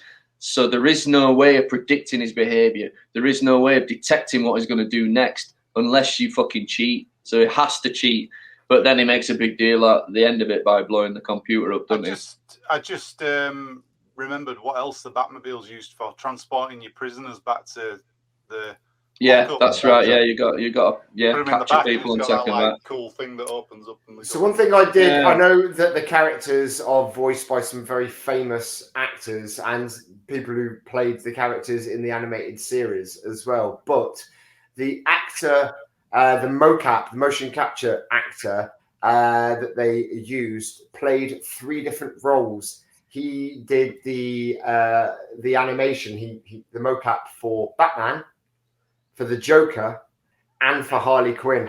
He did all 3, which has got to be, that's some impressive work because they're all very, very well done and very different, beautifully animated and things like that. Will you be playing Gotham Knights, do you think, when that's released? Well, the thing is, we can't really talk about that without exposing the elephant in the room, which is the end to the game you haven't played yet. Mm-hmm. Do you know what I mean? I'm not going to say... I can't say what he did because it's quite ambiguous. You think it's one way, but it could be another way, right? I'll leave it like that. But in the new game, put it this way, there is no Batman in it, right? Yeah. For whatever reason that is. And when you play it, Rich, you'll see what I mean. So you'll be playing as I know there's the whole thing whether he died or not. I kind of know, but I've left it ambiguous so that I don't actually know and it's confirmed when I actually play it. Yeah, I'm aware that there pretty much like the film, Christian Bale one in it, the 3rd film. That's the worst bit about that film. I hate that ending. It's the worst of an ending. Yeah. Anyway, so I want to see you in a cafe. Drinking a cup of tea. And not my head, Master Bruce. Catwoman can have a croissant. Yeah. What about the Justice League game that's coming out in 2022? Nah. Don't know about it. Nah. I think it's made by the same people. I think it might be Rocksteady that are making that as well. Meh. Oh, maybe. All right. I've never intended to. I don't give a shit. I assume if you're playing as the character of Superman, I honestly the game's a piece of piss. I don't think Superman works in video games. I don't even think he works in movies. No, it's too powerful. It's too all the powers. Yeah, it's ridiculous. Yeah, it's too squeaky clean, too powerful, not enough personality, not enough faults. There were no faults with his personality. Unless they do something with the kryptonite thing to make it so every villain's got kryptonite gloves or whatever. For some reason, it tends to work better in your cheesy TV shows like Lois and Clark, all that sort of thing. You know what I mean? When you're using Superman dressed as Clark Kent and somebody's like, "Oh my God, this Coca-Cola's really warm," and he puts his glasses down and goes and blows some ice cubes into the Coke. That's funny. That's kind of all right, but yeah, I just don't buy that. But it's also the foes that Superman has to fight. They're weak as shit. They're nowhere near as interesting. Well, it's because they don't try. They always have Lex Luthor every single time. It's like there's so many Superman villains that could use, and they just. But all of the Batman ones but pretty much all of the Batman ones are infinitely more interesting, though. because the thing that works for me about Batman is that Batman could be set in the real world as long as you've got enough money and as long as there is enough psychosis out there. Then Batman works as a legitimate thing. You know, if you're really rich and there's enough science on your side, then you can have the technology to do all these things. He's got no superpowers. No one in Batman has superpowers as such, unless it's being affected. You know, like they've been like Bane, maybe because of the chemicals. That's the reason I love one of the reasons I love Batman so much is that that's why he's so useless in the Justice League movie as well. Yeah, no, that's true. That's very true. Yeah, that's very true. Stand at the back. Yeah. Very true. I'll work behind the scenes. Yeah, absolutely. Yeah. Crushed. I mean, there was one bit in the Justice League where they're having a fight sequence and the camera panned round, and you actually saw Batman like this with a clapperboard. That's how behind the scenes he was. That's a perfect thing though. They could have used him doing his detective stuff in the Justice League movie. Yeah, he could have been more a man in the chair, you know, doing all that stuff. Yeah, in the back. Yeah, that's exactly it. So I mean, just going back to your question about whether I would be playing the next one, Arkham Knights. I'm going to miss Batman like crazy in that movie. It really is an essential part of, even when I've got to play as the other characters, it's kind of been like, okay, I've played as Catwoman for 5 minutes. Can we get back to Batman now? Yeah. You know what I mean? Yeah. So I'm a little worried that there is going to be there's not going to be much interest. I'm much more interested in Batman than I am Robin or Nightwing or Batgirl or any of the other bit part characters. But I just don't know enough about the game yet either. Yeah, exactly. But if there is some sort of mystery as to what's happened to Batman, which is relatively unexplained as far as I remember at the end of Arkham Knight, then that is what I will be looking out for. Is keeping that mystery going, is keeping that element of the storytelling going, you know. And from the trailers, it does look bloody stunning. It looks like they've put some really, really hard work into it. So I will be definitely picking it up when it comes out. I need another week, guys. Broken the seal. The Arkham games. If you had to pick one of them as your favourite, which one would be yours, Lummy? I'd pick Arkham Knight. It's the best one. Really? Yeah. Because of the story, or because of these games progress as you go along and they get better and better. And Arkham Knight's massive. And you do get to play with the Batmobile and zoom around and fire yourself out of it, and that is a brilliant trick, mate. When you actually develop the skill that you can eject yourself from the Batmobile into a glide at like full speed and just go, boom, it's brilliant. That does sound pretty cool, actually. Yeah. Cool. For me, what about you, Robbie? I would pick Arkham Knight because the sense of completion and fulfillment that I got from mastering that game just makes me feel like I'm on another level to the people that can't manage, people that can't manage it. You both bastards. I'm only kidding. Actually, I was lying. I would pick the first one. The first one, the impact of the first one on me with that sort of like, wow, this is what we're in for. And the storyline with the Joker being returned to prison and him setting Batman up and the roster of bad guys. It's just one thing after another. It's like Batman's worst night. Do you know what I mean? I just remembered they actually did a 3D version of the game, the first one as well. Did they? You with three, the old. Oh yeah. They did. Really? Yeah. Apparently, it's in every game, isn't it? It's not in every game. Sorry, in every copy of when you bought Arkham Asylum, you got that 3D copy with it. So if you happen to have a 3D TV, you didn't need to buy the game again. They just let you play it in 3D. It's like a switch you can click on. Yeah. I'd like to try that. That'd be cool. Same as you, Rebby. Actually, I'm going to go for Arkham Asylum as well, just because I loved. Oh God, I loved the second one. It was amazing. I loved gliding around the city. It was awesome. But there's something really cozy about that first one in this smaller environment within the asylum, the proximity with all the bad guys, the variety of it. The story was absolutely brilliant. And you're right.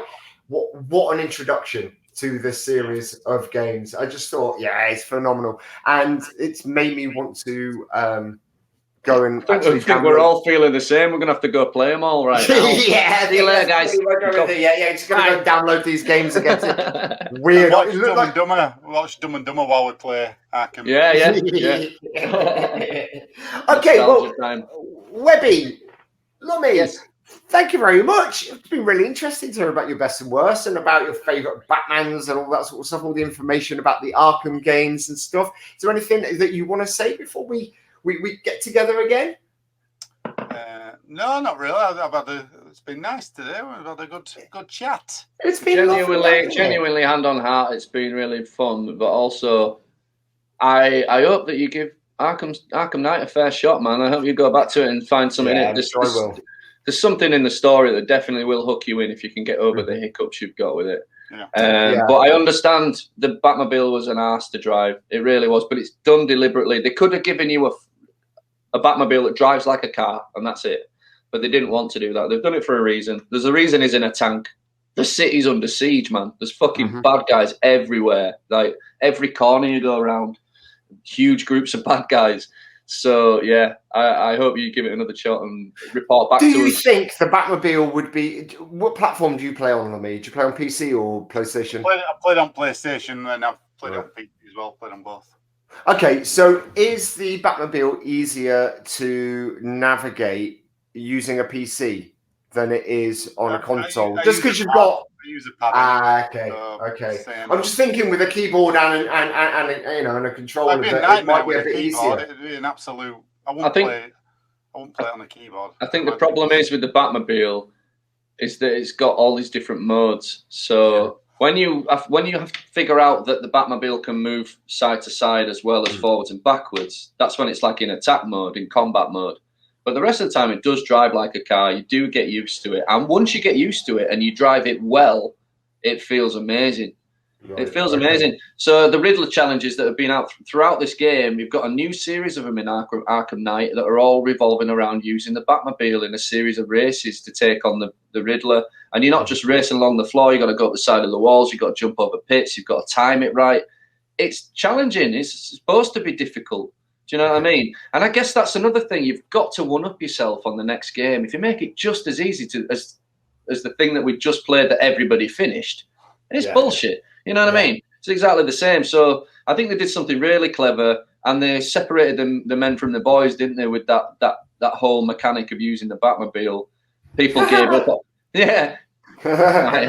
People gave up or people stuck with it. I'm glad I stuck with it. I'm glad I finished the saga. I really want to play it again now because I'm kind of confused on my timelines and stuff. Certainly the most popular superhero game. I think before Batman Arkham Asylum came out, it was Marvel versus Capcom was the sort of most popular. They've never, ever properly nailed a superhero game until this point. And it's responsible for Spider-Man being so enjoyable. Yeah. Because it's got the same game fighting mechanics. Same mechanics. Yeah, exactly that. And it's it really is truly impressive piece of work. I love them. Well, ladies and gentlemen, thank you very much for tuning in to a fantastic episode of It's All Geek to Me. We are going to see you next week. But from me, Gittins, from Lummy, and from Webby, and come over here, mate. Come here. No, you're just going to make me look like a dick now, aren't you? From Dexter. Hey, here we are, dude. You good? Dexter! Little bat dog. I'd laugh if he talked. Wouldn't that be amazing? How amazing would that be? You'd be like, it's fucking boiling up. Oh, you shy. Winston voicing him. It's fucking boiling up. What kind of cunt can't drive a fucking Batmobile? I'm so you need a better voice than Ray Winston voicing your dog. Come on. Oh, dear. Absolute muppets. Well, thanks for watching the show, folks. They'll be back next week, usual places at the usual time. But for now, my name's Dexter. Don't forget to like and subscribe. Bye.